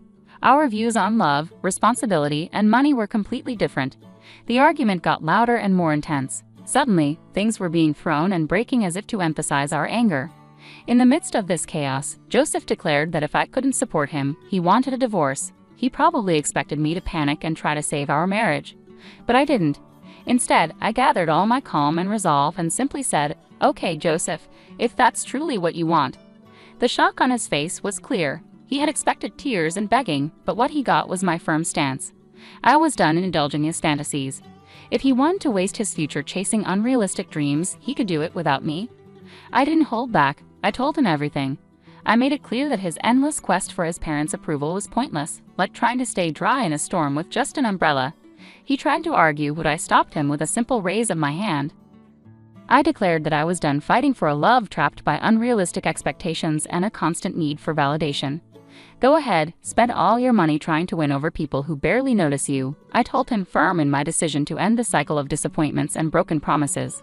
And with that, the harsh truth hit him. He finally realized how bad things had gotten. Our marriage had turned into a battlefield, and it was time to raise the white flag and find peace separately. A month has passed since the divorce was finalized, and I can honestly say the feeling of freedom is incredible. Gone are the days of endless arguments about money or seeking approval that was never ours to gain. Now I'm breathing easier, free from the heavy burden of his doubts that once darkened my days. Each new day seems a little brighter. True, Joseph has tried to sneak back into my life, pretending to be concerned and asking about my well-being, but I saw through his act. I wasn't going to fall for his tricks again. As the saying goes, fool me once, shame on you. Fool me twice, shame on me. I firmly turned away from Joseph's attempts to rekindle anything we once had. I had realized I'd invested too much in trying to fix someone who didn't want to change. It was time to focus on my own growth and happiness. Rebuilding wasn't easy, let me be clear. Dividing our shared assets and adjusting to a new financial reality took patience and resilience. I was used to a certain way of living, but adapting wasn't new to me. I embraced the hard work needed to rebuild my life, discovering a strength and independence I didn't know I had. Reconnecting with old friends, getting back into hobbies I'd neglected, and finding new interests made the world feel big and full of possibilities. I was eager to make the most of this fresh start. Sure, there were moments of self-doubt and loneliness, and adjusting to a new budget was challenging. The wounds from a failed marriage don't heal overnight, but with each passing day, I found comfort in the fact that I was no longer sacrificing my happiness for someone else's insecurities. The ease with which I moved forward might have been a sign that I had been holding on to a lost cause for too long. It amazed me how much I could accomplish once free from that burden. So here I was, a month later, still adjusting but flourishing all the same. Joseph's constant messaging had taken a new turn. He was now claiming to be in danger and insisting on a meeting. Tired of his relentless attempts to contact me, I decided it was time to confront the situation.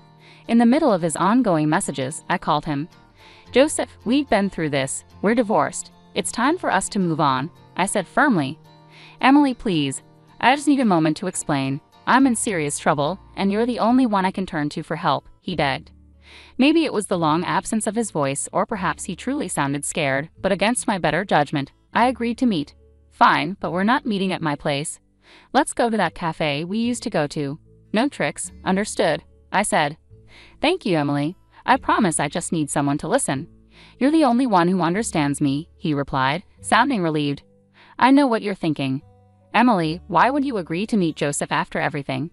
Believe me, I questioned my own decision. Yet sometimes there's a part of us that gives in to a mix of curiosity and a lingering shred of concern, no matter how strong we are. I couldn't ignore his plea. Divorced or not, part of me still cared. So there we sat, opposite each other in the cozy cafe, surrounded by the comforting aroma of coffee. But not even the pleasant smell could ease the tension between us. Watching Joseph, with anxiety on his face and his attempts to tug at my heartstrings with those sad eyes, was almost amusing. This time, however, I wasn't swayed. Leaning back, I stayed calm and composed, ready to listen but firmly in control. I intended to steer this conversation on my terms. "Okay, Joseph, you got my attention for now. What's this danger you're supposedly in? And just so you know, I'm not here to save you. I'm done cleaning up your messes," I said, keeping my tone firm yet open. Joseph sighed, deeply, his face a mix of regret and desperation that was almost pitiful to see. But I steeled myself against any emotional manipulation. "I know I've made mistakes before, Emily, but this situation is different. I've gotten involved with some seriously bad people. I owe them a lot of money and they're not known for their patience," he confessed.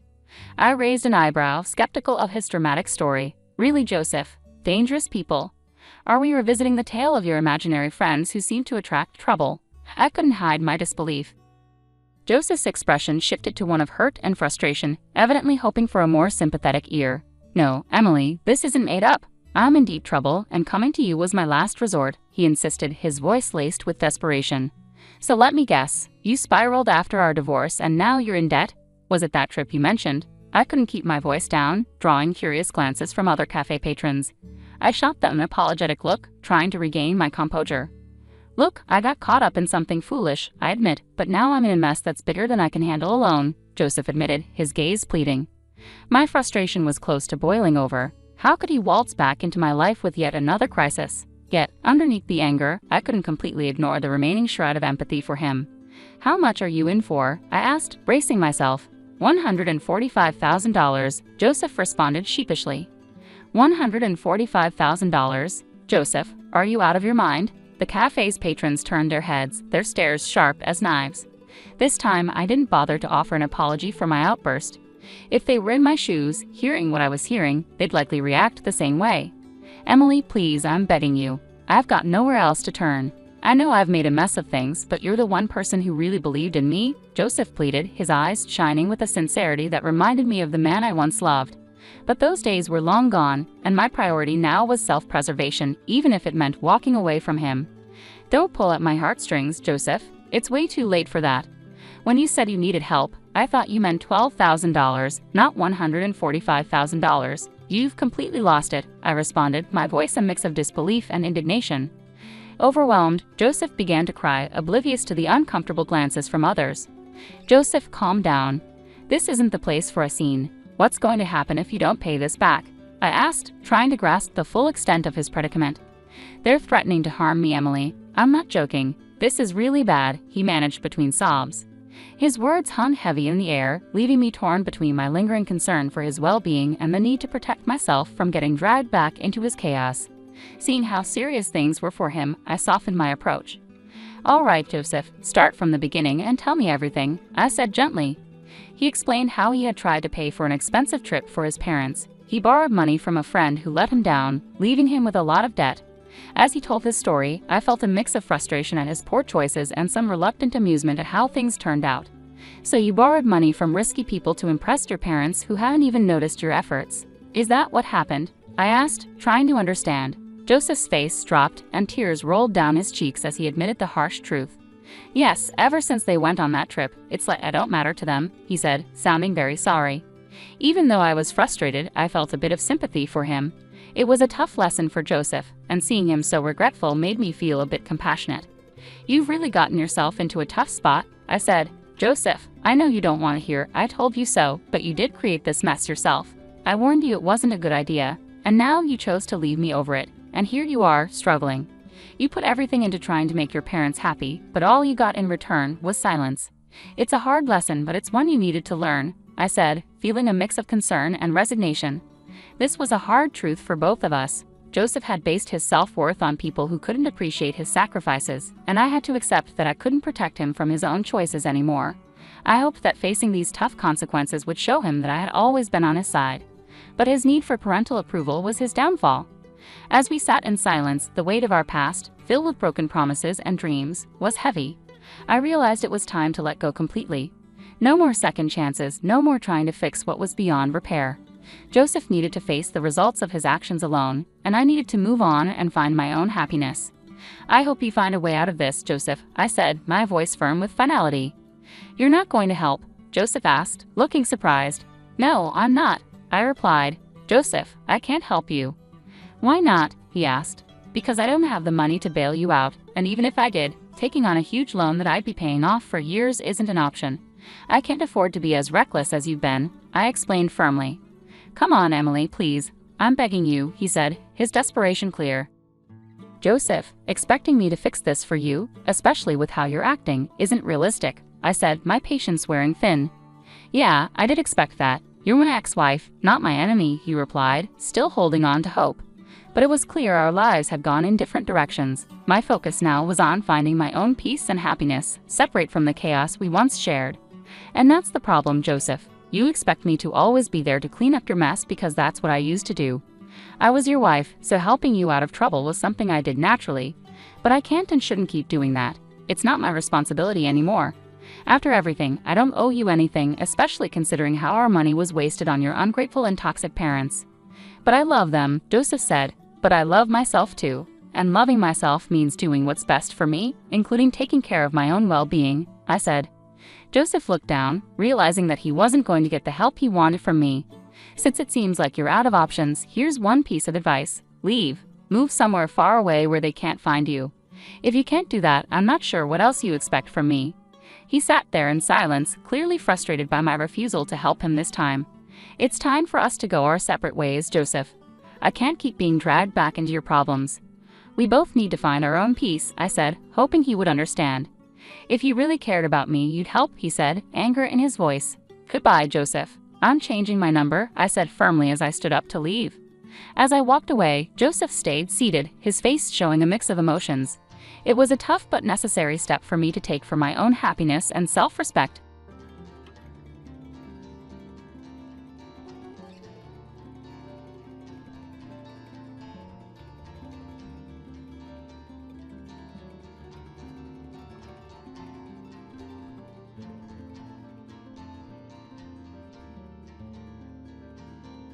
I've officially transferred the ownership of our house to my parents, and we're contemplating divorce.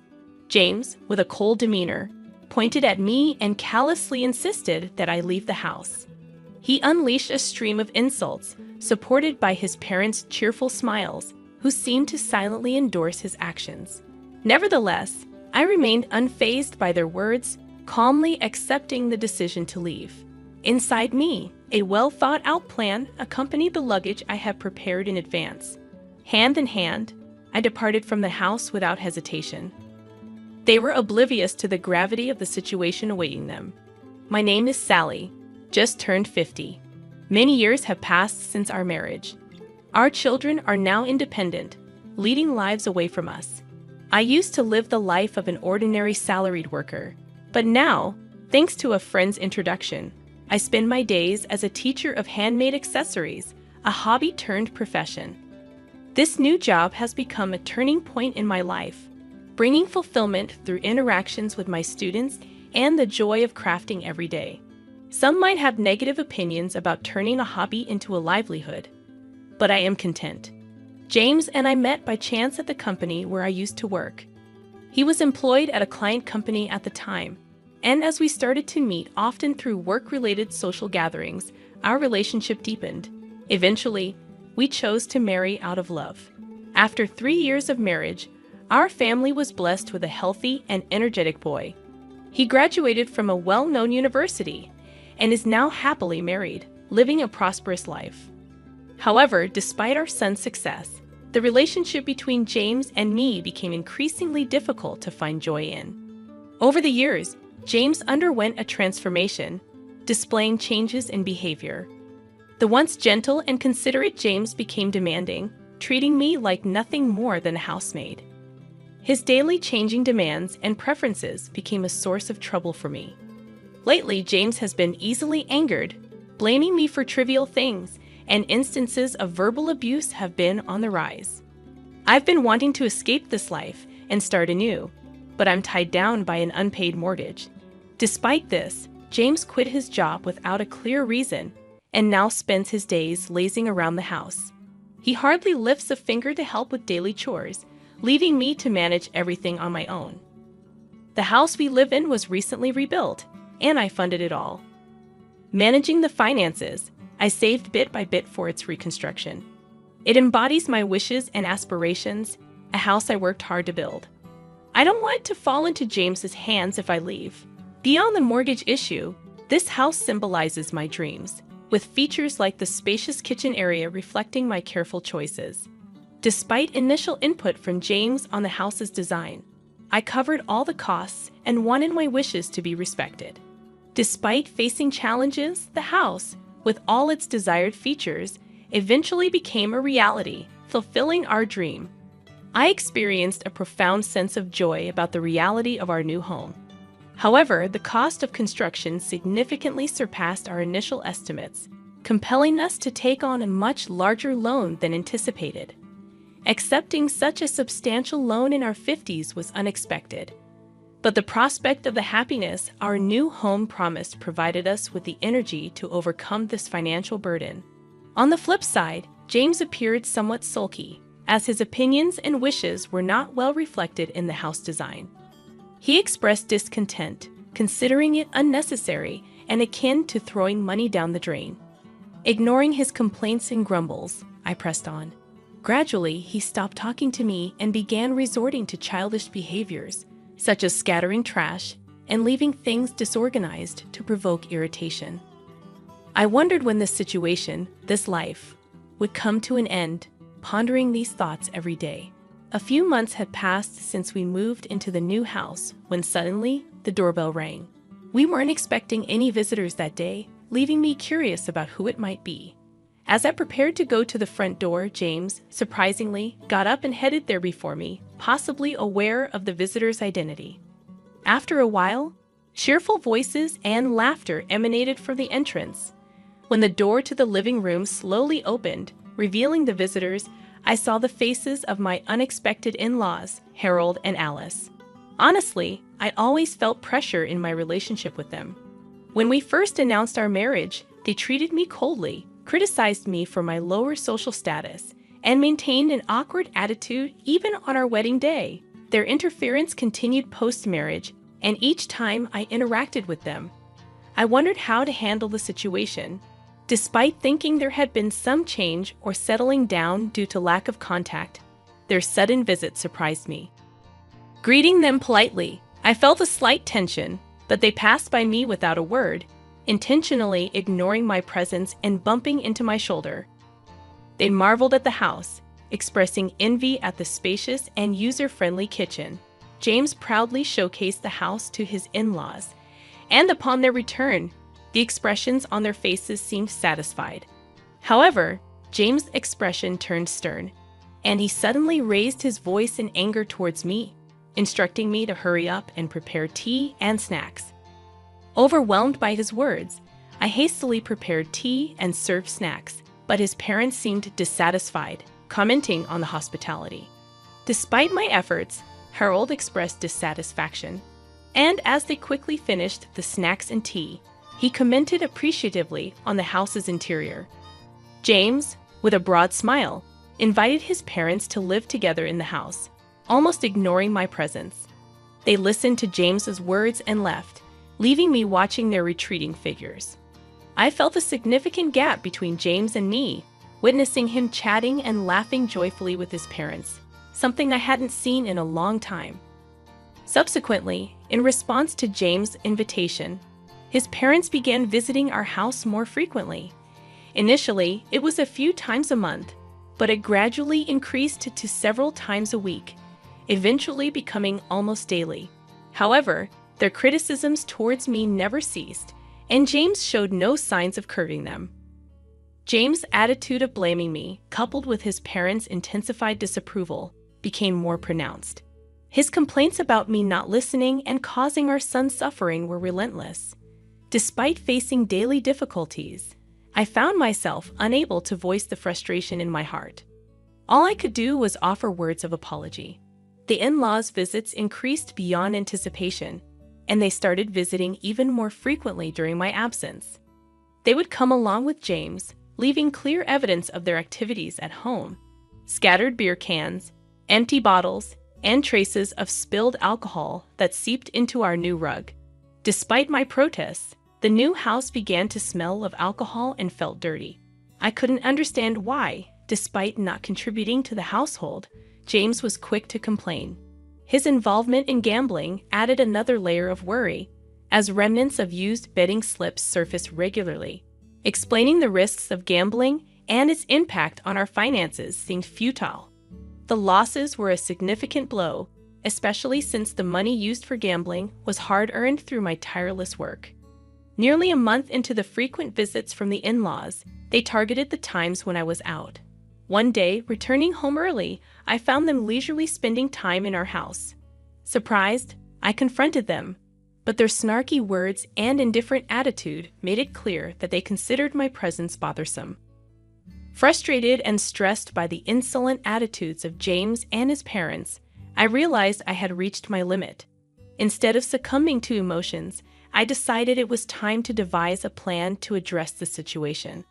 Amidst this turmoil, an unusual event occurred. During a time when I was supposed to be away, the in-laws visited unexpectedly. Expressing surprise at their unusual timing, I sarcastically commented on their avoidance of my presence. Ignoring my remark, they boldly entered the house. James welcomed them with a smile, leading them to inspect various areas, from the kitchen to the bathroom. Observing their meticulous checks, I sensed a hidden agenda behind their actions. Even as they left, they wore satisfied expressions, as if they had confirmed something. Curious and wary, I questioned their inspections and wondered if there was something they should tell me.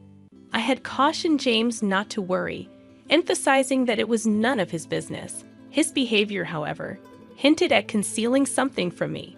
I suspected he was trying to manipulate me cunningly, but grasping the real intention proved challenging.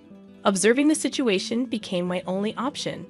Then, one day after work, I returned home to find a large moving truck parked in front of our house, bearing the logo of a company named Moving Center. James appeared to be in discussions with the truck driver and representatives. When our eyes met, he pretended not to see me and disappeared inside the house. What shocked me more was the simultaneous arrival of my in-laws. They greeted me casually, and James welcomed them, leading them into the house. The atmosphere felt tense, and as I followed them inside, I noticed a significant change.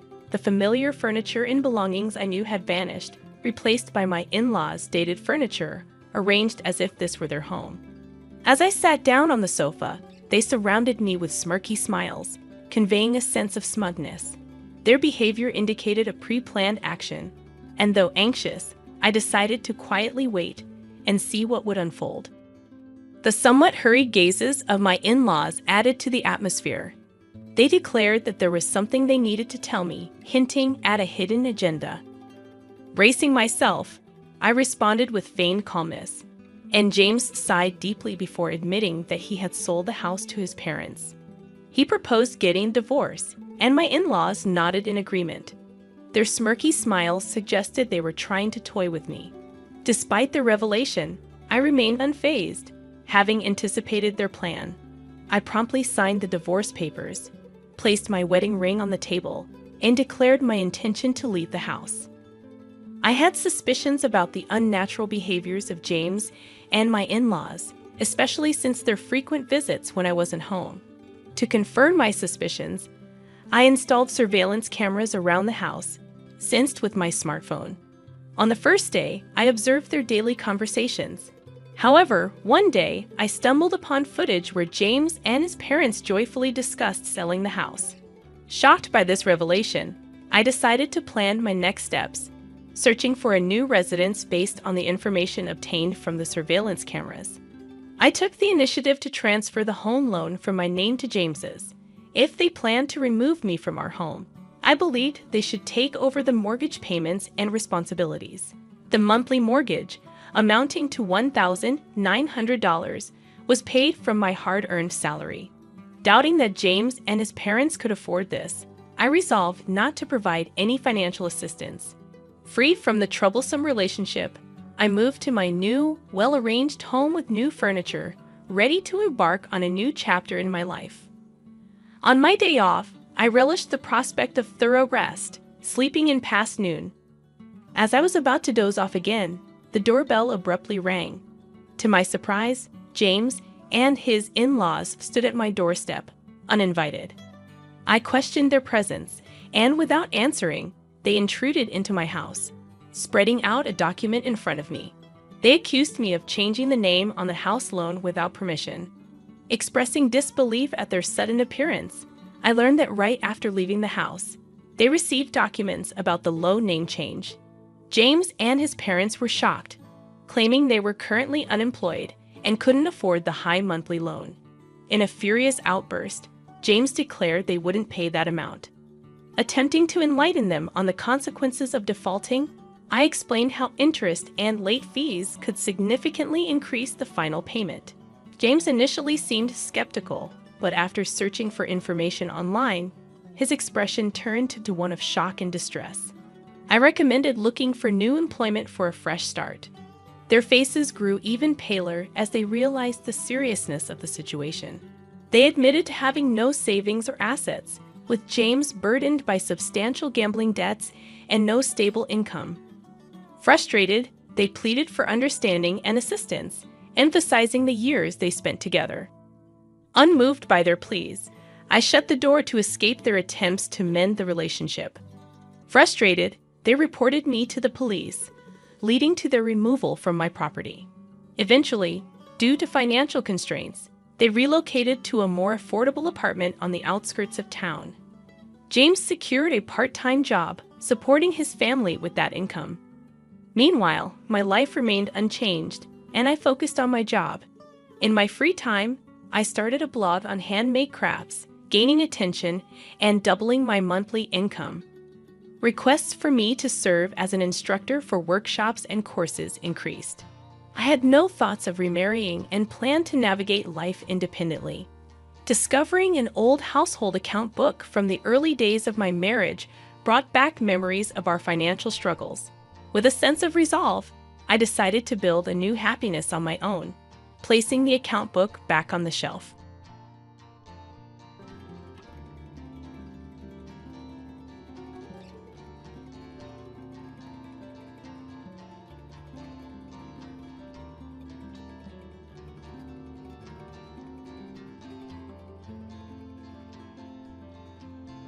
I'm going on a business trip. Don't you dare call me unless it's a real emergency, my husband yelled as he hastily packed for his weekend away. All I had done was mention that I'd only contact him in case of an emergency, but his irritation was palpable. He clicked his tongue in annoyance, his usual sign of disdain. Of course, I knew the truth. This wasn't a business trip at all. He was off on a weekend getaway with his mistress. If you keep bothering me with your nonsense, I'll claim emotional distress and sue you, he added, his threats as absurd as they were cruel. Over time, it had become clear that John had lost all sense of empathy. He ignored our sick daughter, prioritized his own selfish desires, and neglected his family entirely. I didn't dare stand up to him. I was just trying to protect myself and our children. On the day of his so-called business trip, fate intervened. I accidentally learned that John had been in a severe car accident. His earlier command echoed in my mind, "Don't contact me under any circumstances." A part of me felt conflicted, but his indifference had long taught me to prioritize my own peace of mind. Whatever happened to him was no longer my concern. Besides, I was holding on to a secret of my own, something he didn't know and never would. A wry smile crept onto my face as I turned off my phone, shutting out his chaos. My name is Mary. I'm 34 years old, a handmade artist working from home. Creating accessories and crafts has been my passion since childhood. I turned it into a hobby, then a side business after leaving my job to raise our two children, Ethan, an 8th grader, and Claire, a 6th grader. Once Claire started school, I had the chance to revive my craft, selling my creations online. John, my husband, is 2 years older than me. We first met in high school and reconnected at a reunion years later. He works in construction management, a field he entered inspired by his father's legacy. His father had spent decades at the same company, continuing even past retirement, and John idolized him for it. Unfortunately, that admiration translated into John putting his career above all else, including his family. John's parents, both in their 70s, were active and frequently dropped by unannounced. While they claimed to visit out of affection, I often found their presence intrusive. From the beginning, my relationship with them had been strained. They made tactless comments about my work, belittling my handmade crafts as not being real work. The worst, however, was their lack of respect for our daughter Claire's severe shellfish allergy. If she ingests even a trace, it could be life-threatening. Yet they dismissed her condition as a picky eating habit and even tried sneaking shellfish into her meals. It's all in her head, they would say. If you just expose her to it gradually, she'll outgrow it. Allergies are just overblown nonsense. I had to be constantly vigilant. Whenever they visited, I ensured they were never alone with Claire. But their behavior became so reckless that I begged John to intervene. Your parents are putting Claire in danger, I pleaded. Please ask them to stop coming over unannounced. They're just trying to help, he replied dismissively. They care about Claire. You're overreacting. Mary, stop worrying so much.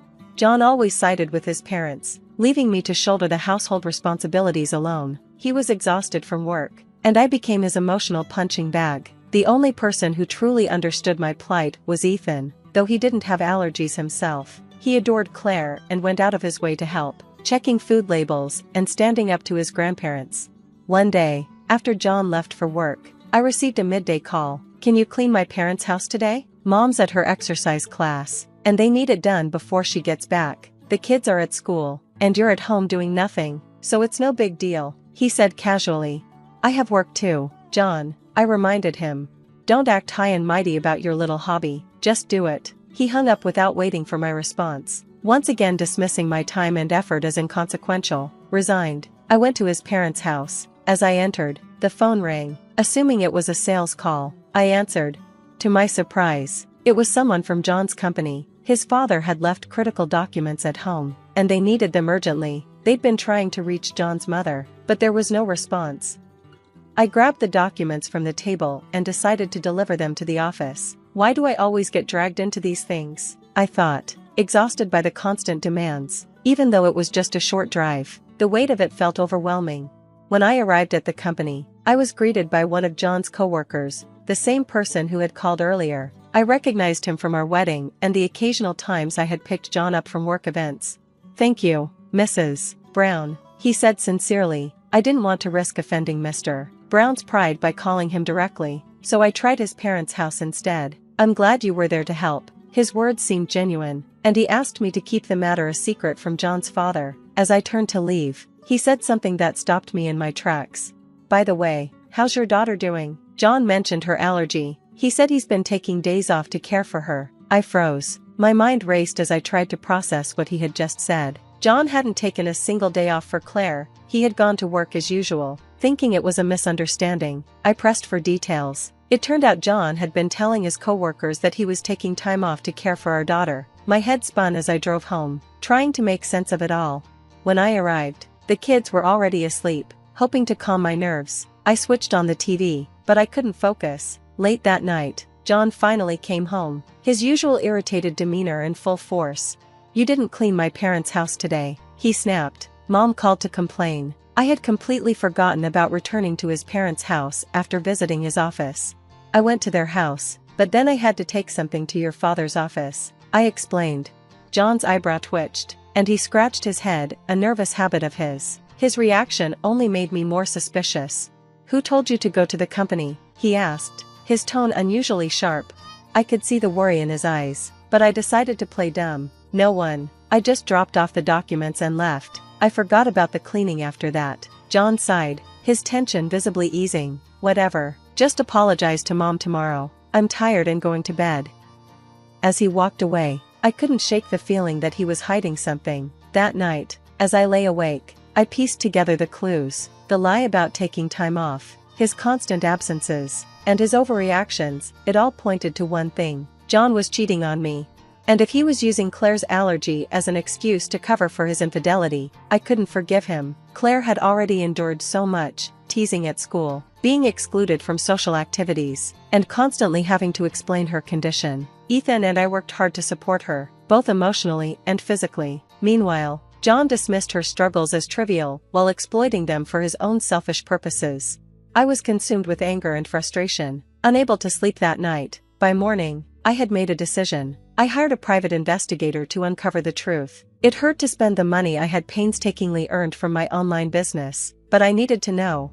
Each day, I anxiously awaited the investigator's report. A few weeks later, the results confirmed my worst fears. John was cheating. He was skipping work 2 to 3 times a week to meet his mistress, driving her around, and even spending nights at hotels with her. She was young, likely in her 20s, with long black hair and a confident, sharp look. She was stunning, beautiful enough to catch anyone's eye. Seeing the photos still left me speechless. Despite everything, it hurt to see the life we had built together crumble, but instead of sadness, I felt anger and disgust. Determined to move forward, I gathered more evidence with the investigator and consulted a lawyer to prepare for divorce. I started learning about alimony, child support, and custody. My thoughts were no longer on the past I shared with John, but on the future I would build for myself and my children. A few days later, John came home late again. "I have to work this weekend," he said nonchalantly. "The next job site is far away, so I'm going there for a preliminary survey. I'll be back on Sunday." I knew it was another lie. His coworker had told me weeks ago that John's role had shifted to an office-based position. Overnight trips were no longer part of his job. He was likely planning another weekend getaway with his mistress. "I see," I replied calmly, "but if anything happens while you're away, I'll call you immediately. Claire's been under the weather, and with your parents going on a trip, we don't have anyone else to rely on. Don't call me for anything trivial," he snapped, his irritation evident. "I'll be busy working." He stormed off to the bedroom, but his overreaction only fueled my suspicions. That night, I retrieved his credit card from its hiding spot, annoyed that he might be spending money on his mistress. Logging into the credit card company's website, I entered the password. John always used the same one.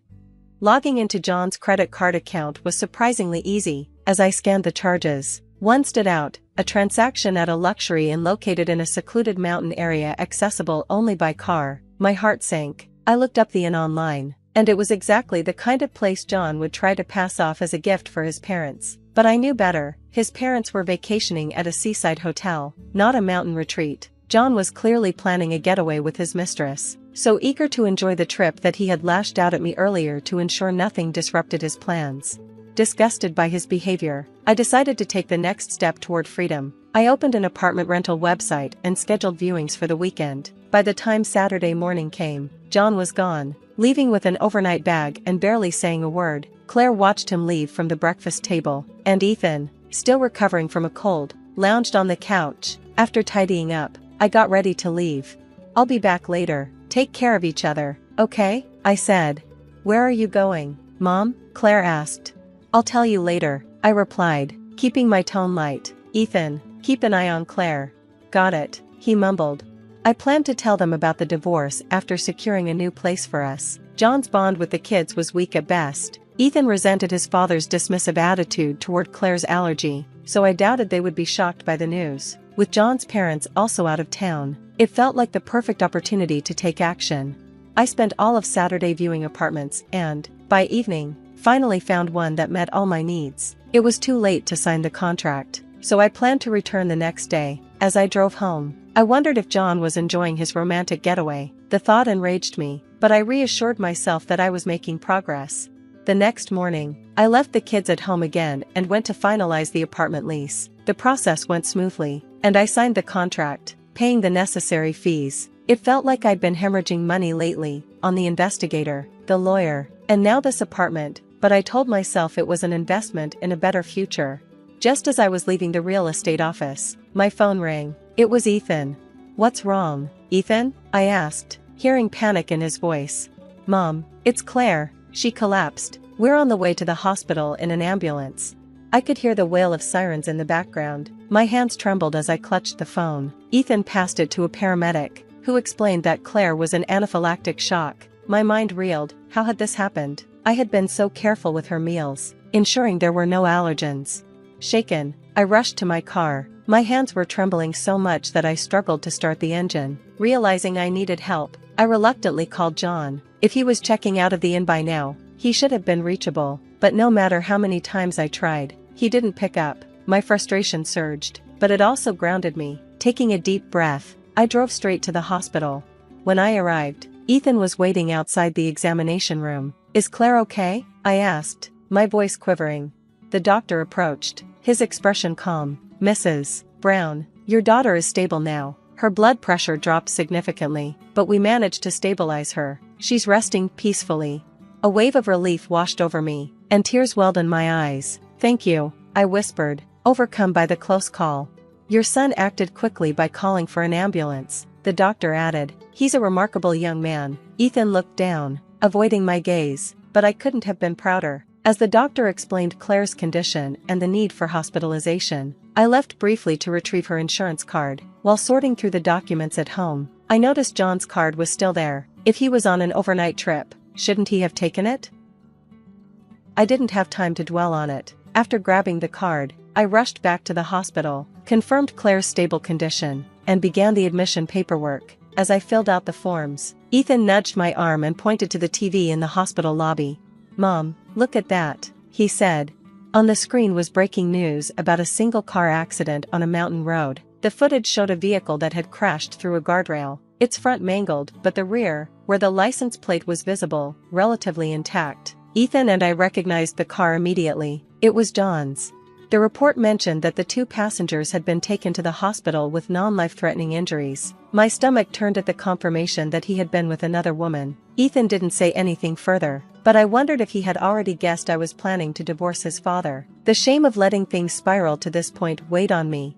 Just then, my phone rang again. It was John. I hesitated, remembering his dismissive words from earlier. "Don't call me for anything trivial." Now, desperate and likely scared, he was the one blowing up my phone.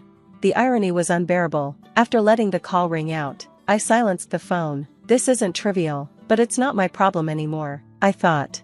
I finished the paperwork and took Ethan home, where John's parents were waiting outside despite the late hour. I was already exhausted from the ordeal with Clara. Dealing with John's parents was the last thing I wanted. I left Ethan in the car and approached them.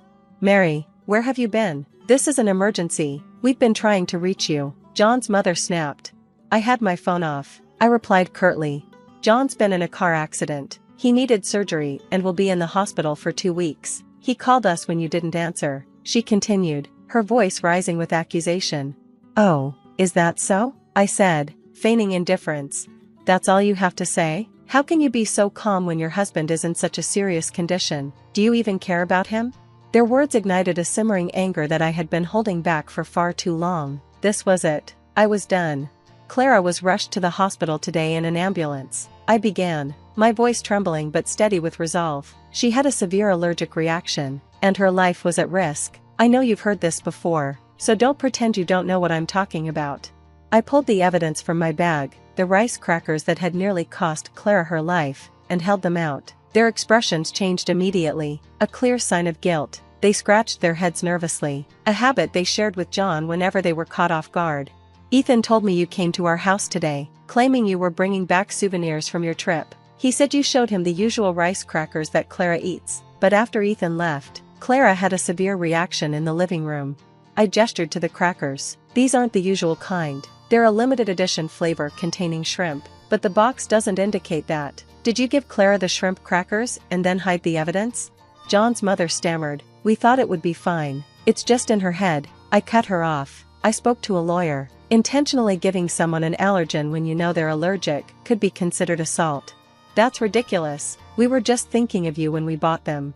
"Thinking of me?" My voice rose. "You knowingly bought something dangerous and nearly killed my daughter. I'll never forgive you for this." Their protests fell on deaf ears as I unleashed the anger I had bottled up for so long.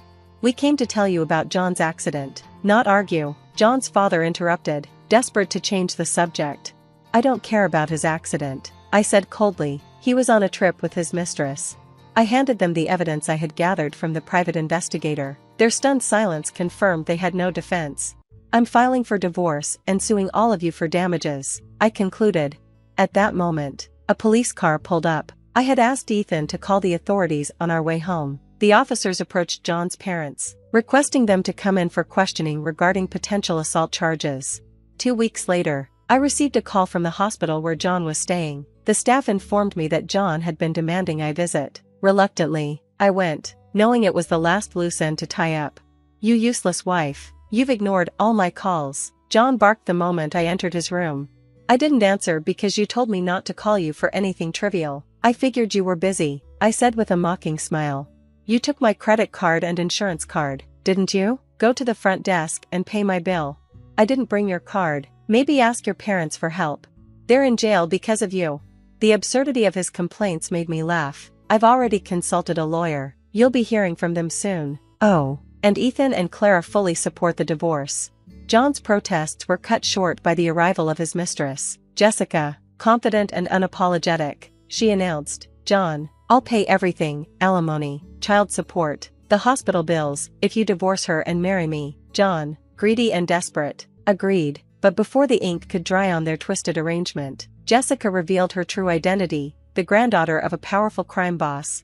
John's face turned ashen as men in black suits entered the room. Jessica smiled sweetly. "Welcome to the family business, John." A month later, my divorce was finalized. Jessica paid every penny of John's debts. True to her word, John, now bound to Jessica and her dangerous world, had lost everything. As for me, I found peace with my children. Clara recovered fully, and Ethan grew into a strong, supportive young man. My handmade business flourished, and I promised myself that one day, I'd take my children on a well-deserved vacation to celebrate the new life we had built together.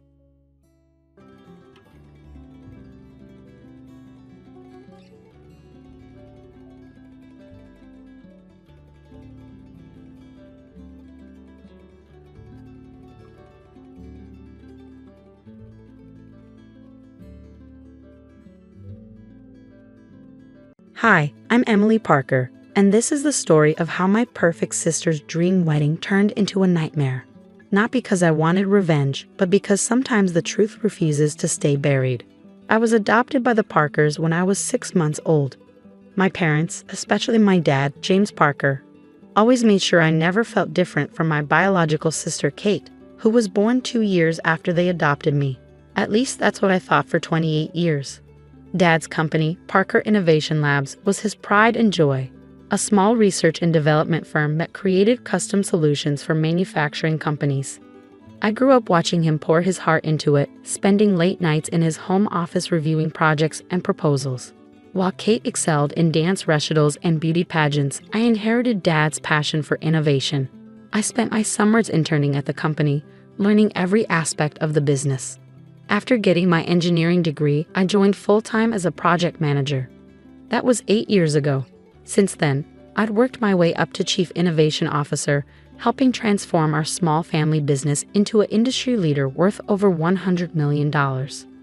Kate, meanwhile, had become a successful social media influencer, posting about luxury lifestyle and relationship advice. The problem started when Kate got engaged to Thomas Bradford IEI, heir to Bradford Technologies, one of our biggest competitors. "This merger of families will be perfect for business," Mom gushed during Kate's engagement party at our family estate. The champagne was flowing, and everyone who was anyone in the tech industry had been invited. I should have seen the signs earlier, the whispered conversations that stopped when I entered rooms, the strange looks from board members, the way Dad had been avoiding one-on-one meetings with me for weeks. Kate clanked her crystal champagne flute, gathering everyone's attention. She stood on the mansion's grand staircase, her designer dress sparkling under the chandelier lights. Thomas stood beside her, looking every bit the proud future CEO he was being groomed to be. "Thank you all for coming to celebrate our engagement," Kate beamed. "But there's something else we need to address tonight." My stomach dropped as her eyes found me in the crowd. "Emily, dear sister," her voice dripped with false concern. "We need to talk about the money." The room fell silent. I clutched my glass tighter. "What money?" "The $2 million that's missing from the company accounts." She paused for dramatic effect. "The money you've been embezzling for the past year." The accusation hit me like a physical blow. Whispers erupted around the room. I looked to Dad for support, but he wouldn't meet my eyes. "What are you talking about?" I managed to say. "I would never." "We have proof," Thomas interrupted, pulling out a folder. Financial records showing systematic theft through a series of cleverly hidden transactions, all traced back to your personal accounts. I felt the room spinning. "Dad, you know I would never steal from the company. Everything I've done has been for." "Save it," Kate snapped. "You're just the adopted one, trying to steal what rightfully belongs to the real Parker family. It's time to pay it all back." The silence that followed her words was deafening. I waited for Dad to defend me, to say something, anything. Instead, he slowly nodded. "The evidence is quite clear, Emily," he said quietly. "I think it would be best if you resigned immediately." We won't press charges if you return the money." In that moment, everything I thought I knew about my family shattered. 28 years of love and belonging crumbled under the weight of one accusation. I set my glass down carefully on a nearby table. "You want me to resign? Fine, I quit. But you should check those financial records more carefully before you make accusations." I walked out of the party with my head held high, ignoring the whispers and stares. As I reached my car, I heard Kate's voice ring out from the doorway. "Don't forget to return your company laptop and phone. We wouldn't want you deleting any evidence." I smiled despite the tears threatening to fall. My sister had always been so focused on appearances that she never bothered to learn how the company actually worked. She had no idea that for the past 3 years, I'd been documenting everything. That night, as I sat in my home office, I began implementing the contingency plan I created but hoped never to use.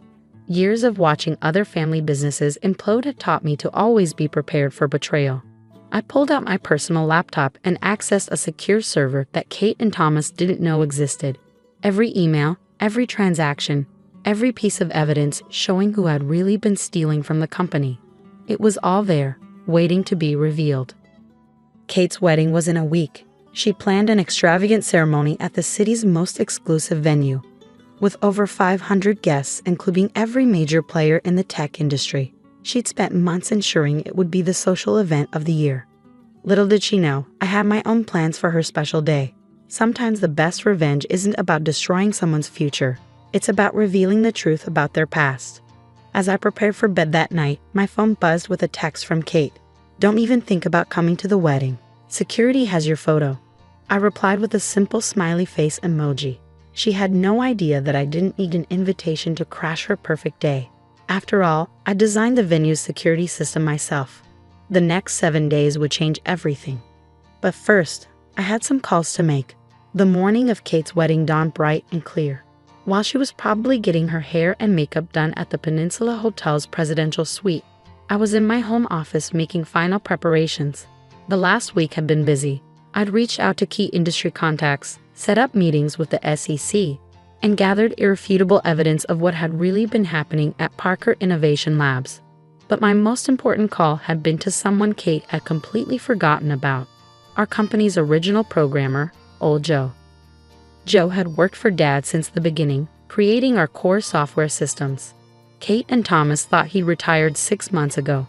They didn't know he still maintained backdoor access to all company servers at my request. "Got everything?" I texted Joe at 9 a.m., all downloaded and verified, he replied.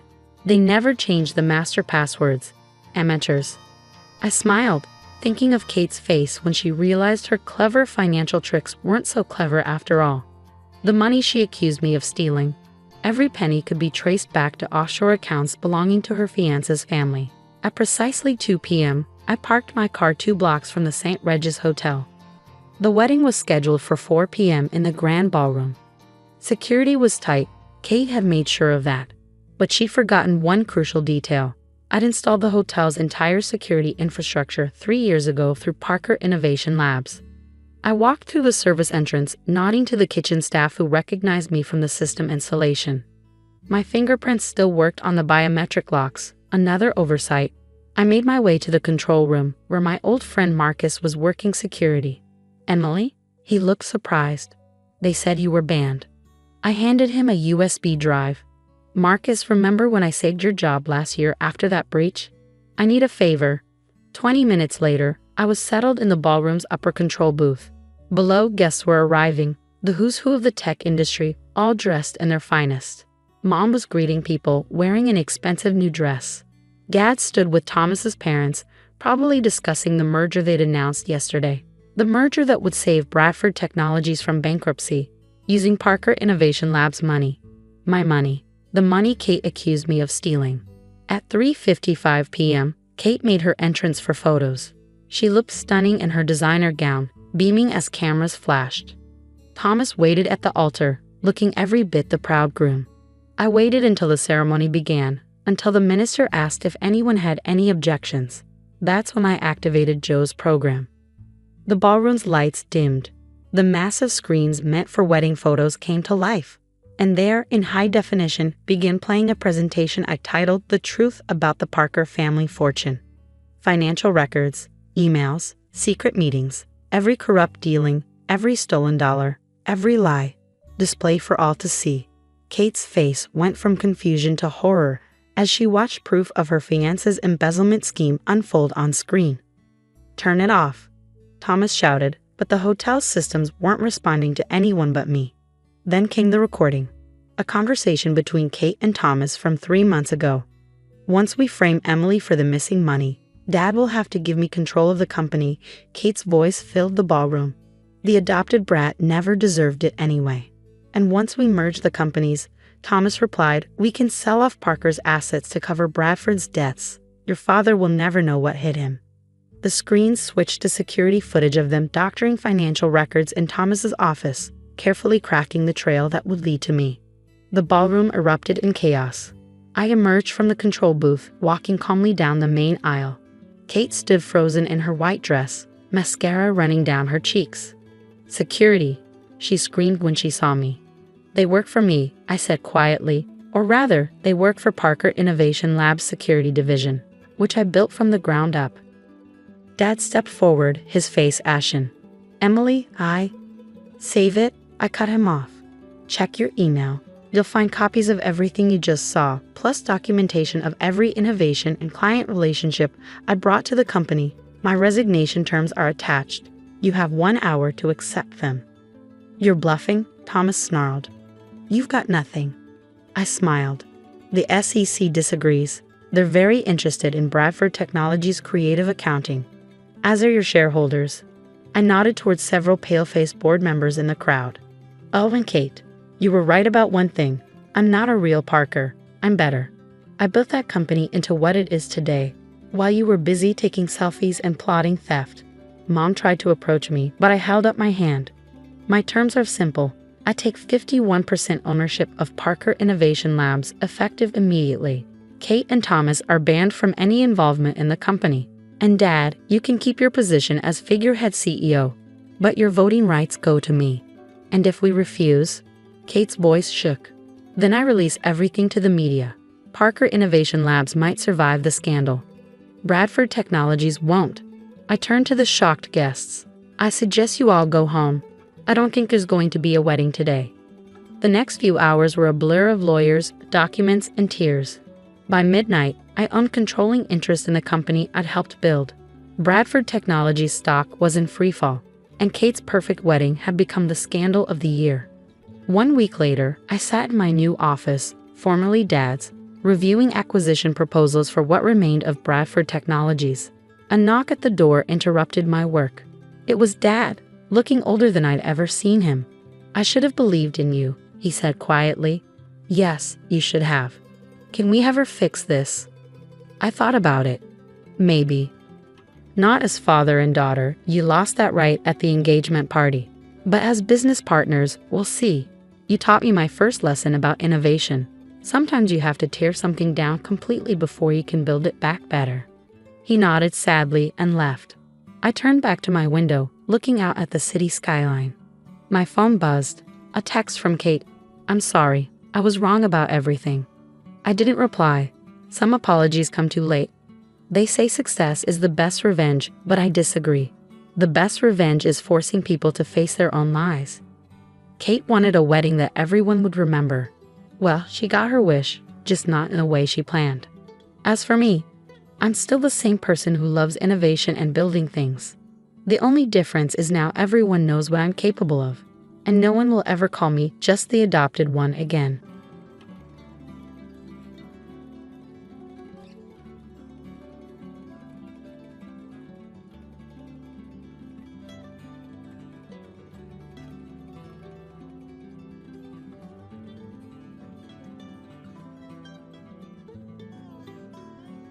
You've inherited over $3 million, right? We've already started constructing a duplex for us to live together. I've even included the kitchen of my dreams, my mother-in-law says in a tone that's almost dreamy. I've quit my job. I'm planning to start a business with the inheritance that Ashley has received. My husband announces, looking oddly pleased. Wait a minute, I've told you I haven't received any inheritance yet, right? You've quit your job, and you're building a duplex. What's happening? Don't lie. It's clear you've inherited. How about we take a trip before the house gets built? How about Hawaii? My father-in-law chimes in, adding to the growing confusion with my husband and my mother-in-law. What on earth are these people thinking? They want to use the precious inheritance I received from my mother and spend it on whatever they please. Even though I was filled with rage, I didn't know what to do. The story goes back a few months ago. My name is Ashley. I'm 38 years old and work as a high school teacher. I married David, an office worker who is 2 years older than me, 12 years ago. Soon after we got married, our only daughter Julie was born, and since then, my days have been filled with work and child rearing. Today is the day I'm visiting my hospitalized mother with my daughter. Oh, Grandma, it's been a while. Well, Julie, welcome. My mother lies in her bed, lovingly stroking Julie's hair. Her hand is noticeably thinner, and her complexion looks poor. Next to my mother's bed stands a middle-aged man wearing glasses and a suit. As I nod towards him, he returns the nod and leaves the room. Mom, who is that man? Just an acquaintance. Don't worry about it. More importantly, Ashley, are you still doing well? And David, is he well? My mother's eyes, a shade close to blue, sparkle softly as she smiles. She met my father, who ran an import-export business overseas and came to the U.S. as his bride. Raising a child in a foreign country must have been hard, but my mother and father worked together to bring me up. One of the reasons I am able to work as a teacher today is because my mother taught me many things since I was small. I am deeply grateful to my parents who raised me with love in a wealthy family. After my father passed away a few years ago, my mother, now alone, fell ill and was hospitalized. She transferred the business to a relative, and now she spends her remaining days quietly in the hospital. I'm fine, Mom. Is there anything you need? Just having you and Julie come to see me is more than enough. After having such a conversation and spending a good amount of time talking with my mother, Julie, and I headed home. Julie talks to my mother about things that happened at school and the book she has recently read. She's at that tricky age of 10, but our relationship is good. Even if I take away my parental bias, I think she is a bright and honest child who is growing up well. We're home. Oh, welcome back. How's my mother-in-law doing? David asks as he greets us. Mom is as usual. How about you? Your seminar, was it? Oh, I heard some good stuff. Looking forward to the next one. Recently, my husband has been attending seminars on quitting his job and starting a side business. He must want more money, but the company he works for is not top tier. It's not bad, and with my salary, we are doing just fine. I find it distasteful when he is so greedy for money, which I suppose he gets from his parents. Ever since we got married, I've been put off by his parents' excessive stinginess and their habit of begging for small amounts of money whenever we see them, so I've been keeping my distance. They've never given Julie any Christmas gifts. Fortunately, my in-laws live far away, so we don't have to interact much, and my husband does well with household chores, so I guess it's okay. As long as I have my mother, my husband, Julie, and our modest but ordinary life, I'm content. Then one day, I got a call from the hospital. My mother's condition had suddenly worsened, and she was in critical condition. When my family rushed to the hospital, my mother was barely breathing. Mom? Grandma? No. Ashley, I've always wanted you to be happy. Cherish Julie more than anything. I love you. In the end, those were my mother's last words. My mother, who raised me with all her heart alongside my father, adored Julie from the bottom of her heart. My mother's face in the coffin was peaceful, and all I could do was cry. Julie was by my side, crying with me. A little while after my mother passed away, an envelope arrived at our house, a law firm. Ashley was perplexed as she opened the envelope from an unfamiliar sender. Inside was a document stating, "I have been entrusted with your mother's will, which leaves all of her inheritance to you. Ashley and her mother had never discussed the subject of inheritance before, so she was taken aback. However, since the letter had indeed arrived, she decided to visit the law firm on her own. "Hello, I'm the attorney Ed." The man who appeared was the middle-aged gentleman with glasses who had been present when she visited her mother in the hospital. "You were in my mother's hospital room before?" Ashley questioned the man with the familiar face. "Yes, we met in the hospital room. Actually, from that time, I was entrusted by your mother." Hearing his kind voice, Ashley found herself on the verge of tears, and then she was shocked beyond belief. 500 million. Yes, Ashley. When your father passed away, you waived your right to the inheritance so your mother could receive it all. When you add that inheritance to your mother's personal assets, even after deducting taxes, this is the amount your mother has named you as the sole heir. My parents had indeed been wealthy, but I hadn't imagined that they had left such an inheritance. I had never asked my parents for money after getting married and avoided the topic of inheritance as it seemed unlucky. Feeling dizzy, I realized this must be an expression of love from my mother. With that thought, I left the procedures to Ed. "Your mother cared about you more than anything. She instructed me to assist you if necessary. Please feel free to discuss anything with me." "Thank you. I appreciate your help." Ashley bowed her head several times to Ed and left the room. Time passed, and it was around the time of her mother's 49th day memorial service. Her husband, David, began to frequently ask about her mother's inheritance. When they had married, her father was still running his business, so David was vaguely aware that they were wealthy. Each time she asked him to stop talking about it while she was still mourning, he would fall silent, only to subtly bring up the matter of money after some time. The worst were my in-laws. When they came to my mother's memorial service, my father-in-law said, "Ashley, if you are worried about the inheritance, we can help." Huh? Hey, we've had our fair share of disputes over inheritance. When unmarried siblings died, inheritance can be complicated. If you're troubled, feel free to talk about it. That's right. Rely on us too. Yes. Having never shown any inclination to assist them before, she could only give her in-laws a vague response as they put on a knowing facade. And then, about 3 months after her mother's death, David, who had been quiet recently, finally lost his patience. "Hey, have you received your mother's inheritance yet?" A bad feeling swept over her quickly. Ashley lied. The procedures are complicated, so not yet. In reality, she had already completed the procedures and, upon Ed's advice, had deposited the passbook containing the inheritance in a safe deposit box. But it felt right to say that now. "Really? But it's been 3 months since your mother passed away, right? Haven't you done the procedures yet?"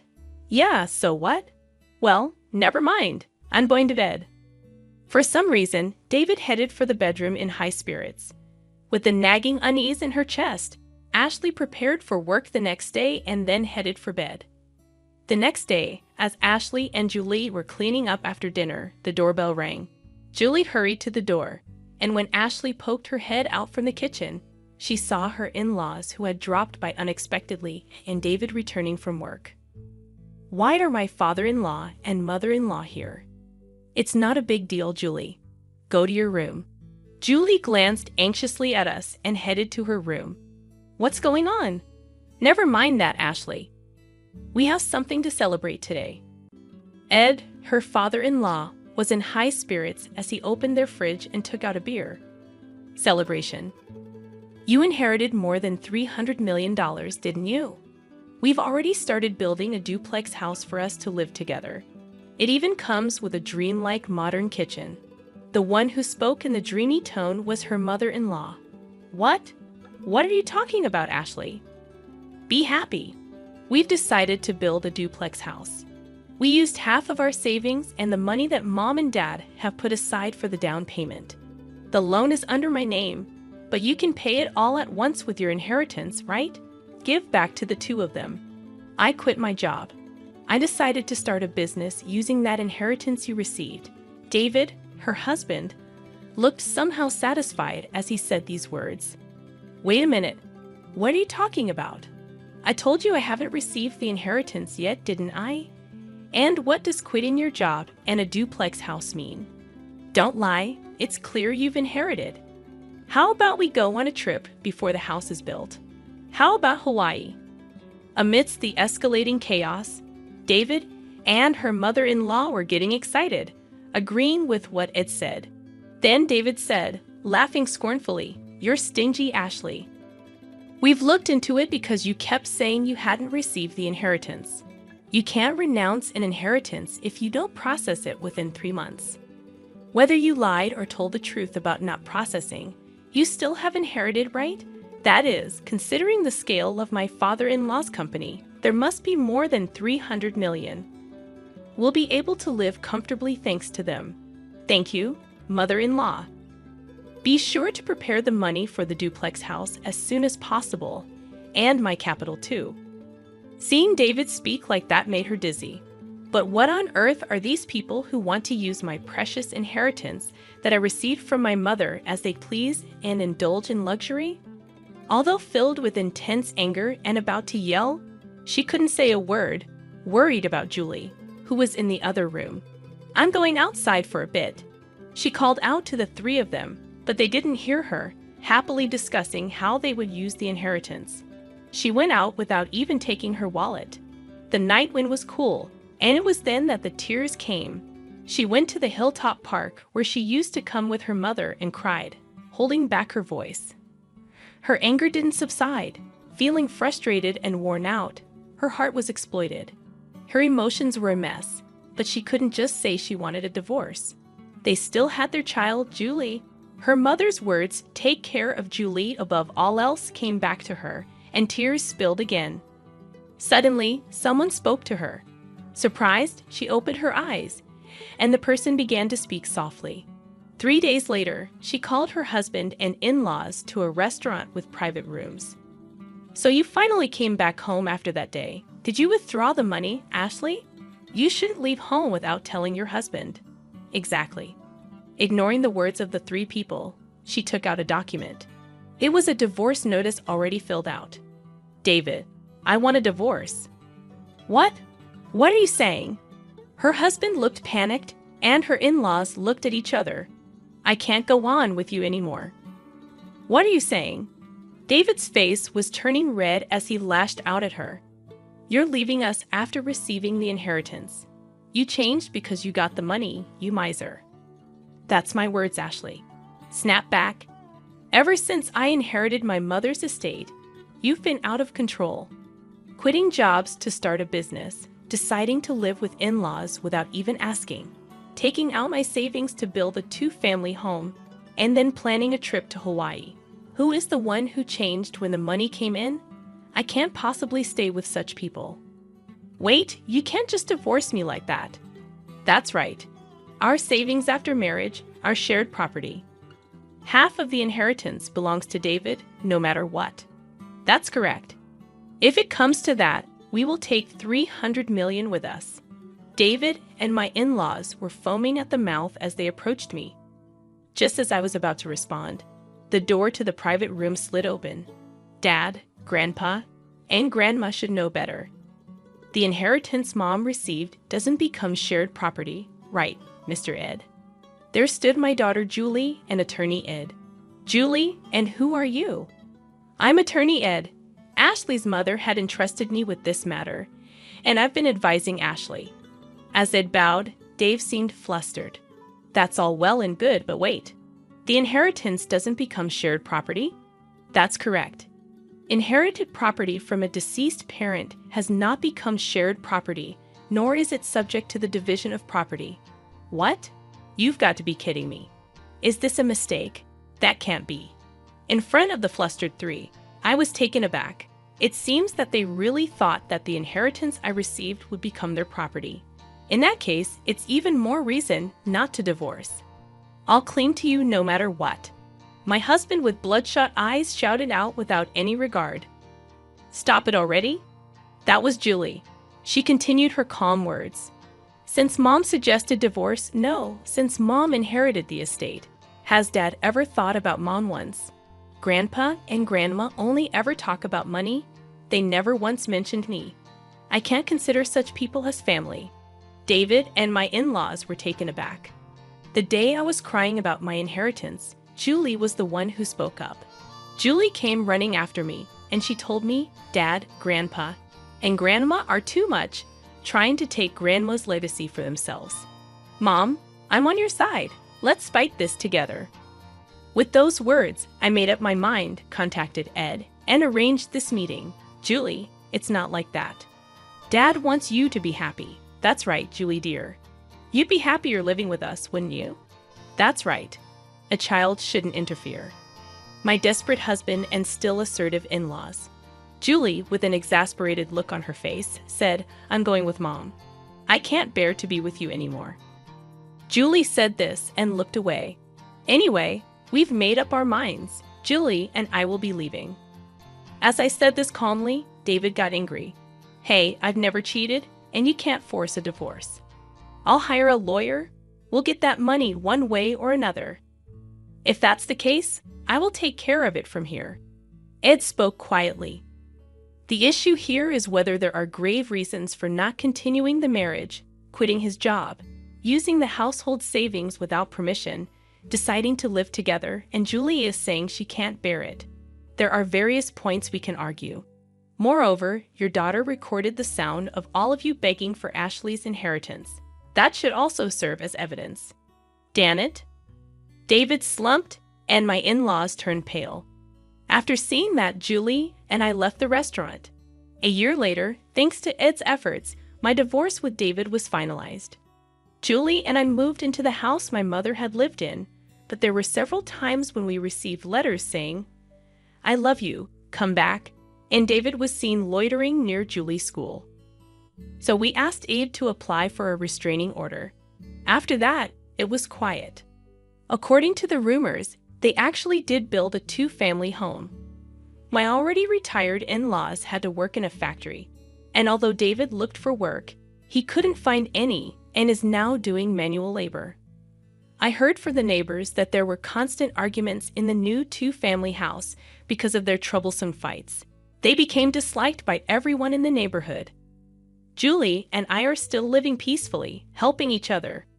A while ago, Julie said, I want to study abroad in the country where Grandma grew up, so it cut ties completely with my ex-husband. We made up our minds to move overseas. We used a bit of my mother's inheritance, but I'm sure she would be pleased. Now, Julie seems to be enjoying school every day, and I've started working as a teacher there. I hope these peaceful days continue.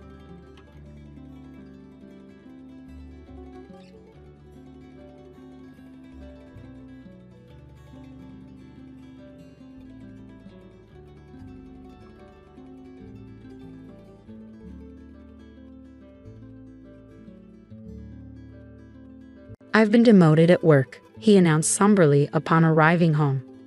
What? I nearly spilled my tea in shock. His company's recent poor performance and impending restructuring had hinted at potential personnel changes, but I never anticipated it hitting Scott directly. Nevertheless, I felt it was crucial to stand by him during such trying times as his wife. Well, perhaps it's just a stroke of bad luck. Times are tough, and I'm also working, so let's not fret, I replied, trying to maintain a cheerful demeanor. I'm Catherine, 50 years old, currently employed full-time in the back office. I reside with my husband Scott, who is 2 years my senior, our high school sophomore daughter Julia, and my 72-year-old mother-in-law Ethel. While Ethel and I may not always see eye to eye, our interactions are limited to when I'm home since I work outside, so I've chosen not to dwell on it. To my daughter, I advised, your dad is feeling a bit down because of the demotion, but let's try to carry on as usual around him. However, Scott began to unload his frustrations, and as the saying goes, people often vent their frustrations on those closest to them, those they trust the most. And unfortunately, I became the recipient of it all. The following day, while cleaning the hallway on my day off, he passed by and suddenly remarked, "You've put on weight since we got married, haven't you?" Huh? Well, I'm 50 after all. Even the gynecology pamphlets mention that women tend to gain weight around menopause. But according to my company's health checkup, I'm not overweight, I retorted. Then came his heartless words. Forget the health checkup. Your figure is too unsightly. You're just being lazy. If you're overweight, I'm embarrassed to be seen with you and your barrel-like figure. His sudden cruelty left me speechless, and as he added, ugly, before retreating to his room and locking the door, I was left bewildered. What? What's happening all of a sudden? I pinched my own side in disbelief. I can pinch it. When I squeeze it between my thumb and forefinger, it fits snugly, and I can tell that I've gained more than enough. But why now all of a sudden? It felt like an arrow had pierced me unexpectedly, the shock so intense that I even forgot I was holding the magician wiper in my hand, which then slipped and clattered loudly to the hallway floor. From that day onward, Scott's treatment of me grew increasingly harsh. To exacerbate matters, my mother-in-law seemed to have overheard the argument from that weekend and decided to intervene. Then tensions escalated further. As I ascended the stairs with a basket of laundry intending to hang the clothes, my mother-in-law awaited me not at the bottom, but at the top of the stairs. She would make remarks like, "Oh, how dreadful. If only you weren't so overweight, we could pass each other on the stairs. I wouldn't have to wait here because your obesity restricts the space for both of us." Moreover, during dinner, when I served fried chicken, she'd comment, "Isn't this what's contributing to your weight gain?" and promptly remove my plate. Instead, she'd suggest that only the three of us who weren't overweight should eat. My gynecologist had mentioned that after middle age, one tends to either gain weight or lose it, yet my mother-in-law remained on the thin side. She was as slim as a dried-up tree, but I managed to tolerate her incessant taunts.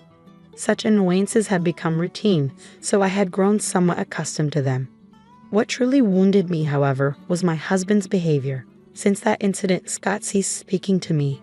There were no expressions of gratitude or compliments, not even when I served him breakfast. He simply ate in silence and then left the table. He would enter and exit the bathroom without uttering a word. Though we still shared the bedroom, he would merely turn his back to me and immerse himself in his smartphone. I couldn't bear being treated as though I were invisible. One night, summoning my courage in the bedroom, I asked, "Is there a reason you're ignoring me?" His response was cold. "Not really, but I prefer not to engage with anyone other than humans." He continued, "I don't want to be associated with a family member who is this overweight. If you truly care about me, you'll shed some pounds." What? His words left me disheartened. But it's inevitable with age. You understand that, don't you? Even though I walk 1.2 miles for my commute, I'm doing my best in my own way. Despite my efforts to combat the weight gain that often comes with aging, he coldly turned his back, dismissing my struggles. "If you're not seeing results, then it's as if you're not trying at all. Don't speak to me anymore." And with that, he truly stopped acknowledging my presence. Meanwhile, my mother-in-law persisted in taunting me about my weight. Whenever meat, fruits, or rice were served, she'd question, "Are you permitted to eat that? Do you realize?" Eventually, I found myself restricted to salads and boiled vegetables. Scott remained silent throughout, merely moving his chopsticks without a word. It seemed my marriage was nearing its end. During my spare moments, I began packing my belongings. If this was the treatment I would receive from Scott, perhaps it was best to disappear altogether.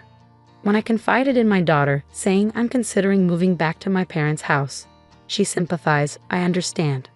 I witnessed Grandma and Dad always picking on you during meals. It's painful to watch. I'll come with you, Mom. We can stay with your parents and I can still attend high school from there." And now, tomorrow marks the beginning of the demotion I've been anticipating, right after the winter break. Scott approached with a smile, suggesting, "Let's all have a drink, just this once." Tomorrow, life without subordinates begins for him. I pondered whether he found this situation unbearable. However, by now, I had lost the will to play along. Even his forced smile grated on my nerves. Scott piped up, "Let's enjoy a nightcap with dinner. I'll whip up some wine spritzers." It might have been the first time he had directly addressed me since the demotion announcement. He continued, "Julia can have juice, and I'll fix you a wine spritzer too, Catherine." He then placed the prepared drinks at 3 spots on the table. Odd, why the sudden change?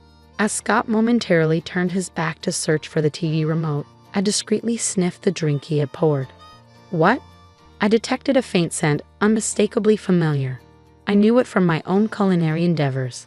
How could he even think to serve me this? I refused to tolerate it any longer. Between my mother-in-law's constant harassment and my husband's neglect, I had reached my limit. The sight of the wine spritzer pushed me over the edge. "Scott, could you please grab the camembert cheese from the fridge? It's from the local dairy farm, and it's absolutely delicious. I'm grateful for this family time. Would you mind fetching it?" I requested, hoping he would contribute at least this much to our moment of togetherness. As Scott made his way to the fridge, I took the opportunity to swap my drink with the one on the seat to my right. It was Effo's seat. Upon his return with the cheese, I announced, "Now that we have our snacks ready, I'll go fetch Julia and mother-in-law," loud enough for them to hear. Dinner's served. The two of them joined us in the dining room and took their seats, creating an appearance of a typical family dinner. Except, I didn't have any meatloaf or cornbread salad. Instead, we had stewed chicken soup, camembert cheese, and wine spritzers. Julia opted for juice. "Let's dig in," Julia broke the silence, while Scott and my mother-in-law remained silent. I took a sip of the wine spritzer Scott had prepared, noticing him watching me closely. With a smile, I remarked, "Yeah, it's quite good." "Huh?" Scott muttered something under his breath, but I chose to ignore him. Instead, I focused on my salad before taking another sip of the wine spritzer. Suddenly, a stream of red liquid shot out from my mother-in-law's mouth, resembling Godzilla's fiery breath. "Wait, Grandma, what happened?" my daughter exclaimed, rising from her seat in surprise. Some of the liquid splattered onto her salad. "Did you choke? Are you okay?" Julia quickly fetched a towel and returned, offering it to my mother-in-law, who wiped her mouth. However, her reaction was one of disbelief. What is this?" "Grandma, your mouth, it looks like spicy cod roe," my daughter observed, growing increasingly concerned. "Hey you!" "He put it in my drink," my mother-in-law shrieked, attempting to grab me, but I coldly brushed her hand away. "It wasn't me, Scott made it," I stated firmly. This dismissal, coupled with the revelation of Scott's involvement, seemed to stun her. "What?" my mother-in-law screamed, her lips still stained with sauce, before turning to glare at Scott, who was visibly trembling. Leaning towards him, I exerted some pressure by resting my hand on the table. "You thought you could sneak it into the wine spritzer, didn't you?" I could detect it slightly because I've encountered it before. "That was a dash of hell, wasn't it?" I confronted him sternly. "A drop of hell?" I picked it up at the food fair in Alabama. It might not be as renowned as death sauce, but with its subtle lime undertones, I found it more appealing for its homely flavor, I explained. That hint of lime was what I detected, indicating he had added a significant amount to the drink. My mother-in-law likely didn't notice due to the wine spritzer's aroma, or perhaps she mistook the lime scent for part of the drink's flavor. Regardless, this was an exceptionally malicious prank, incredibly vicious. "Wait, Dad did that?" Julia's expression was one of disbelief. I actually intended for Catherine to have it," Scott admitted. "You should switch it with yours. Even if my mother-in-law is foaming at the mouth, it's out of line. Just because she realized it was meant for me, she wants to pass it off to me. I'm not touching that dangerous concoction," I asserted in a hushed tone, maintaining pressure on Scott. And then I confronted him. "Explain why on earth you thought pulling such a stunt was acceptable," I recounted. "You were putting on weight, and spicy food can boost metabolism. So I figured I'd give it a try," Scott reasoned. Pathetic. What a lame excuse, I scoffed. Did he truly believe such an explanation would suffice? It was utterly embarrassing. Under pressure, my husband hesitated, shifting his chair back slightly. "I'm not crazy. This is a legitimate reason to support your diet. Here, swap your cup with mine and have a taste." "I made it for you," he urged. Closing in, I saw him retreat. "What are you implying? As the one who prepared it, you should be the one to sample it." "Come on." Rising from my seat, I grabbed the cup containing the fiery concoction meant for my mother-in-law and tossed it in front of my husband. Setting it aside, I closed the gap once more.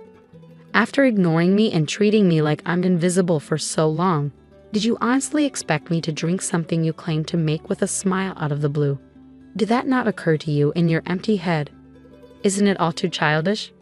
Come on, taste it as the one who brewed it. Take some responsibility," I asserted, slamming the table. At the sound, my husband, perhaps hoping to evade further confrontation, rose from his chair and stepped back. Amidst the tense silence, a soft voice broke through. Both my husband and I turned to the source. It was our daughter, Julia. She began to speak, her words sounding strained as if she were forcing them out. Taking out your frustration on Mom, who supports you the most when work gets tough, and subjecting her to repeated cruel treatment. It's like a childish prank. I might not be supposed to say this to my parents, but it's too immature and unbearable to witness. Our daughter stood up, addressing her father directly. Is it wrong to struggle with weight? Mom wakes up early, walks to work, and even packs her own lunch. So it's not fair to say she's not making an effort, she continued, turning to face her grandmother. And you going along with it, taking away Mom's dinner like the fried chicken incident. What Grandma is doing is reminiscent of high school drama. It's embarrassing, she remarked firmly. At these words, a flustered Ethel began to offer a confused excuse. That's not it. I'm just concerned about Julia's mom not gaining any more weight. I want her to feel positively about herself in front of her granddaughter. Besides, Ethel, like Julia, is also struggling with weight. But Julia remained resolute. Compassion is about understanding and supporting the other person. It pained me to see Mom's dinner taken away, especially when she looked so upset. That's not compassion. Mom hasn't had any health issues in her checkups, yet taking away her food is just plain mean. Ethel fell silent, and it appeared Julia was finished addressing her for the time being. She turned her attention back to her father. Mom goes to the gynecologist regularly and stays active, yet Dad just brushes her aside because she's gained a bit of weight. What's up with that? His indifference creates such tension in the house. Can't you see it? Even Colonel Sanders and Aunt Stella from the cookie ads are on the plump side. Ever heard of happy weight? If Mom becomes a lovely grandmother like Aunt Stella as she gets older, I'd be overjoyed. When I have kids and she's a grandma, wouldn't it be wonderful to say, Mom, you've reached some happy weight, and share a laugh? That's my dream. Please don't ruin it for me, she stated matter-of-factly, her gaze icy. Despite their blunt delivery, her words warmed my heart like hot milk with cookies. It was pitiful to witness a father admonished by his own daughter. And one more thing, she addressed her father directly. If you're going to disregard someone because of weight gain from aging, remember, with your receding hairline, you could easily be overlooked yourself. The tension in the room was palpable. Her sharp words left a chill in the air, making the living room feel as cold as ice. It seemed she had said all she needed to. Afterward, she turned to me. That's enough, Mom. It's time to let it go. It'll be better for you. Her words caught me off guard. Let it go? Yes, I should let it go. As I mentioned earlier, my dream is to see you holding my child, saying you've gained some happy weight and sharing a laugh. For my sake, I want you to be happy because that's part of my dream. So please let it go. Be happy and fulfill my dream. Her words filled my heart with warmth. Each word she spoke brought me such joy that I no longer cared about being ignored by my husband, the fat shaming from my mother-in-law, or the drink incident. Warm tears streamed down my cheeks. Yes, you're right, I agreed, my vision blurred with tears. Come on, Mom, she patted my back gently, urging me forward. Oh, okay, I mumbled as I fetched a document I had been concealing for some time. What? My husband exclaimed, startled. After enduring a month of being ignored, I reached a decision. I have my bags packed. Let's go our separate ways, I declared, presenting the divorce papers with only my name written on them. I just wanted you to lose some weight. If you had slimmed down as I asked, I would have been satisfied. It wasn't until Julia pointed it out that I realized it was venting. But since you didn't shed any pounds, I thought I'd torment you further. I didn't mean for it to. I didn't expect this outcome, my husband confessed, panic creeping into his voice. Those who fail to notice until things escalated are the ones acting incredibly immature, Julia retorted sharply. Living without her beloved granddaughter is no laughing matter for my mother-in-law. Ethel interjected softly, her voice as gentle as stroking a cat. Julia, dear, you wouldn't want to keep living with us, your grandmothers. Julia shut down Ethel's plea with a firm refusal. I decline. I no longer wish to share the same space as people who behave like middle schoolers. Wait, okay, hold on. I understand. I'll taste it, as you suggest. I'll take responsibility as the one who prepared it, Scott conceded, picking up the glass before him and downing its contents in one gulp. Scott, much like Ethel earlier, ejects a stream of the red liquid from his mouth, leaving him with a set of lobster-like lips. There, see. I took responsibility, didn't I, Julia? Scott proudly declares. Julia captures a picture of them both with their lobster lips on her phone and remarks, "You both are so ridiculous. Mom, let's go," before swiftly exiting the living room. Yeah, I'll follow her lead, I agree. Left behind is a dinner table splattered here and there with the wine cocktail mixed with a drop of hell, along with a husband and mother-in-law sporting red lobster lips. I return to my parents' house with Julia. Upon explaining the situation at home, both my mother and father are enraged and decide to confront Scott and Ethel. They return with the divorce papers, and I ultimately end up getting divorced. My ex-husband Scott's career hits rock bottom, with no notable achievements in his remaining years. It turns out he had a habit of ignoring issues he disliked, even with his subordinates, which ultimately led to his demotion, a revelation I only recently discovered. Meanwhile, my ex-mother-in-law Ethel, who had been difficult and seldom ventured outside, finds herself in a stalemate within their two-person household. Eventually, I received a call saying, "Things wouldn't be so dull if you and Julia were here." This sentiment is underscored by the 17 years that passed since Julia was born and we lived together. Please come back, I'll stop ignoring you. But I won't be returning. Enjoy indulging while you can. Once you have grandchildren, you'll have more physical work to do, my mother jokes with a smile. That's a good point. Today, like every day, I'm walking to work. Along the way, my boss drives by and stops the car, offering, "Need a ride?" "No thank you, I'm sticking to my diet." "Just get in, Catherine," he insists. "I found a new boyfriend," I announce proudly. Both of us have experienced divorce, which has strengthened our bond and mutual understanding. Dieting is great and all, but being late would pose a problem, he mentions as he drives. "I've never been late before," I retort, puffing up my cheeks defensively. He glances at me and gently pokes my puffed-up cheek with his finger. "Give me the time you saved by riding in the car today for our conversation," he says with a playful smile, ever the chatty boyfriend.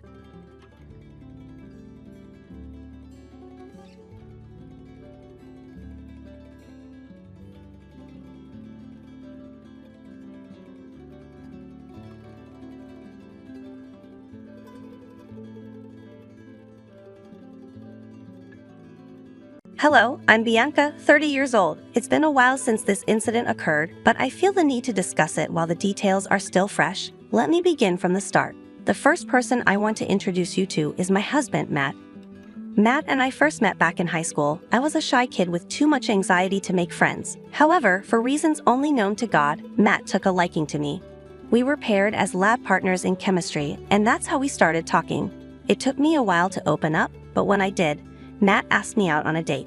Keep in mind that Matt was one of the most attractive guys at our school, athletic and smart. Despite being an anxious mess, I wasn't oblivious. I said yes, and our one date turned into many more. The longer I spent time with him, the more comfortable and open I became. I loved that I could finally express myself around someone. Matt was caring and understanding, never pushing me to do anything that would make me uncomfortable. I felt like I had hit the jackpot with him. Now, let me introduce you to my mother-in-law, Olivia. Olivia had faced challenges in life. Her husband, Matt's dad, had passed away when the boys were young. She raised them on her own, and I was always in awe of how she managed it. However, the issue was her unbearably overprotective nature, especially towards Matt.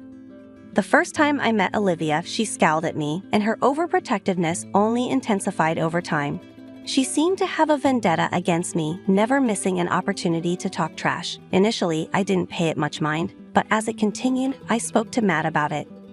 One evening at dinner, when Olivia made a rude comment about my appearance as Matt left the room, he walked back in and confronted his mom. He told her she couldn't make such comments and defended me. Olivia tried to downplay it as a joke, but Matt stood his ground, demanding an apology. Even though I knew Olivia's apology wasn't sincere, it felt amazing that Matt stood up for me. I was grateful that Matt had my back, no matter what. Olivia continued to behave the same way even years after Matt and I were together, but it became easier to bear knowing that Matt had my back.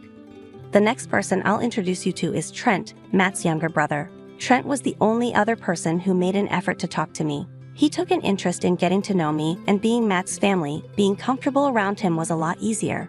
We shared a lot of the same interests, and in general, got along really well. Matt was actually happy that I got along with at least one of his family members. For the longest time, I thought I had made a special friend with Trent, but as I tell you the events of the story, you'll realize just how wrong I was. The last person I want to introduce you to is Rachel, Trent's wife, and my sister-in-law. Rachel was the kind of person to bend over backwards to please someone else, regardless of whether the person was right or wrong. When she met Olivia for the first time, they got to talking and Rachel pretty much agreed with every view that Olivia had about me. Soon, Rachel became Olivia's partner in everything against me. That really hurt me. I mean, Rachel didn't even know me and she made an effort to get to know me, but she hated me because Olivia did. Over time, I learned to let go of it. Coming back to my relationship with Matt, we decided to get married once we were both financially stable. That took about 3 years after graduating from college. Once we had well-paying jobs and were able to purchase a house, we decided to tie the knot.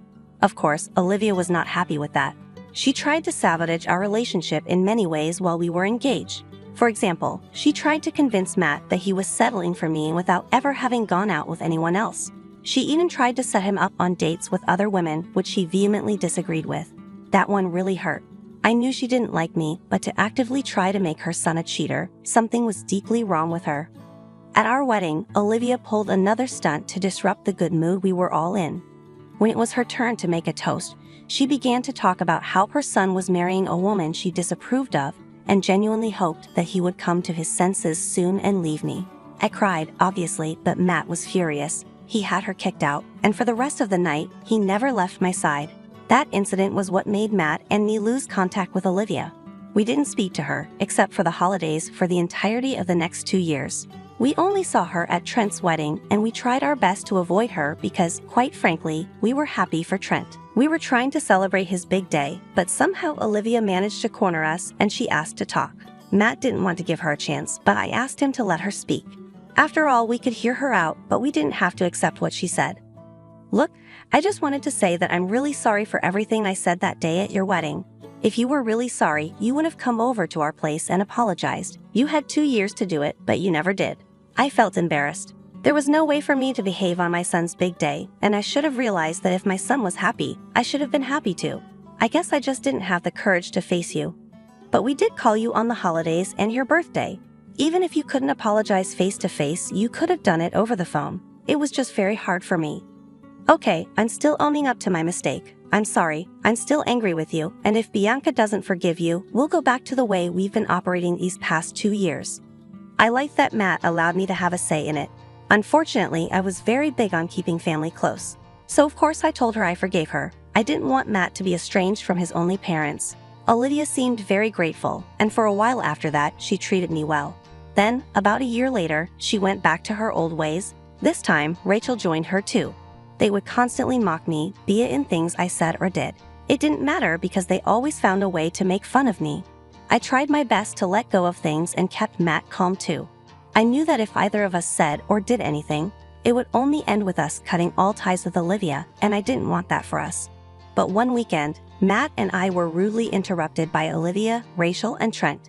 It was supposed to be a weekend where Matt and I would sleep in and catch up on a bunch of shows that we had started watching.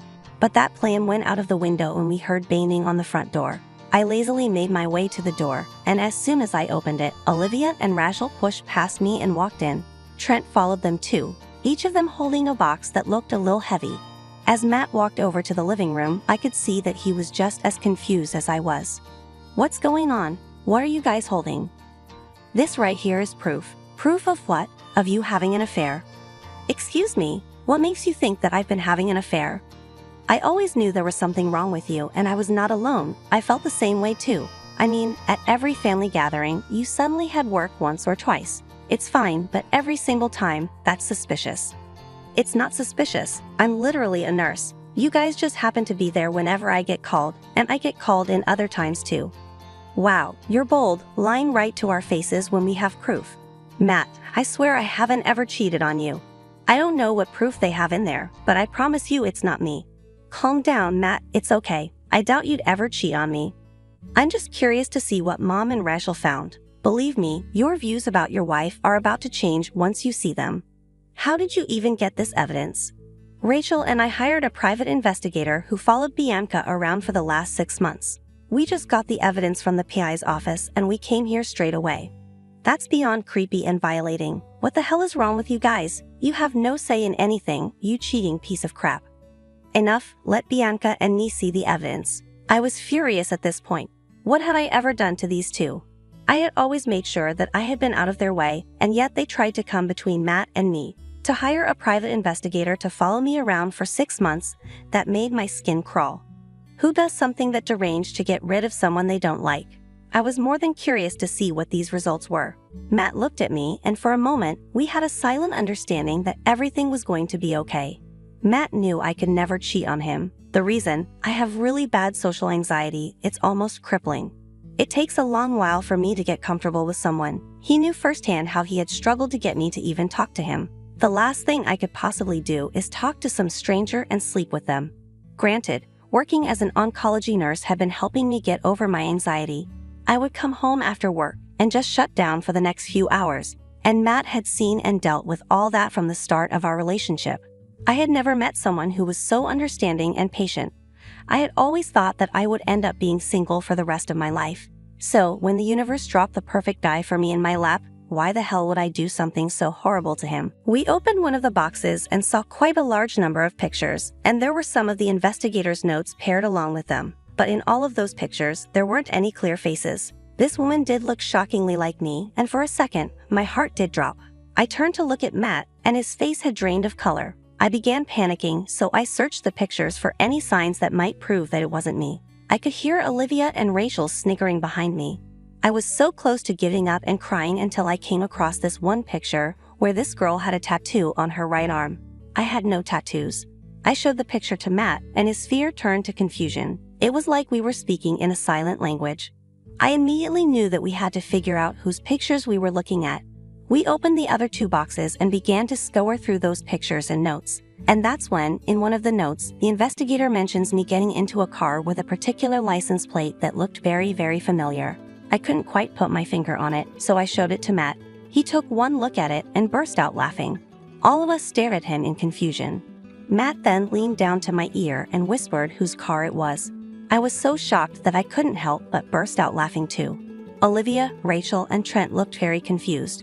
Now they waited for either Matt or me to explain what we were laughing about, but that never happened because Matt and I kept going through the pictures and just laughing even more. This made Olivia and Rachel really irritated, so they spoke up. What's going on? Why are you guys laughing at the proof of Bianca cheating? Yeah, are you one of those couples that don't mind a third person?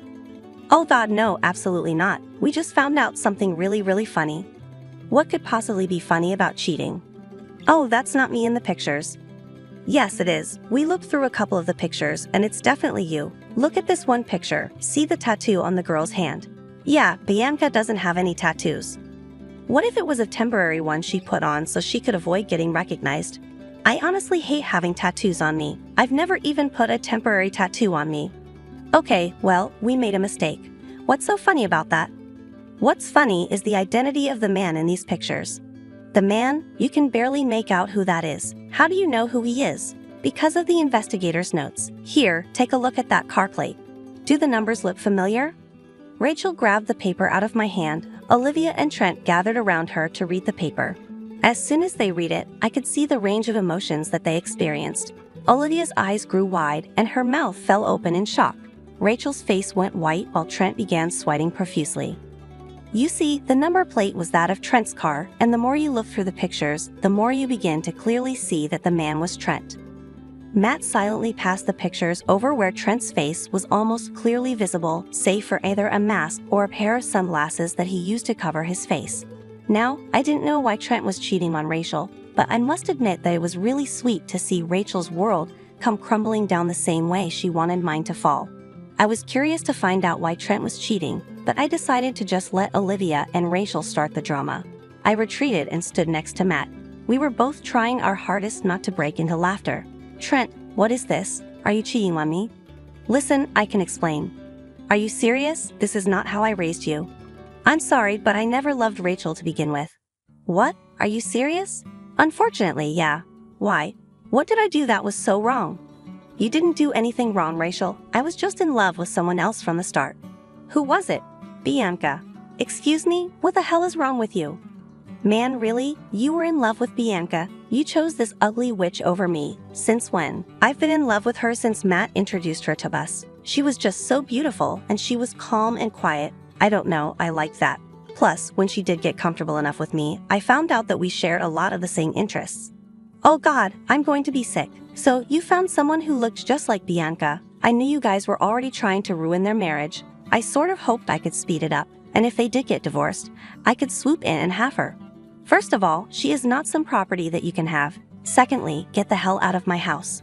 You are sick and twisted and beyond any help. I hope you rot. Never come back, never speak to me or Bianca again. As for you guys, Mom and Rachel, I want you out too. But we didn't even do anything. You did enough. I entertained your little game, but now I am done. It's beyond disgusting that you hired someone to follow my wife around so you could try and break up my marriage. I want nothing to do with any of you. Out. I can't even begin to describe how queasy I felt. That was the last thing I expected.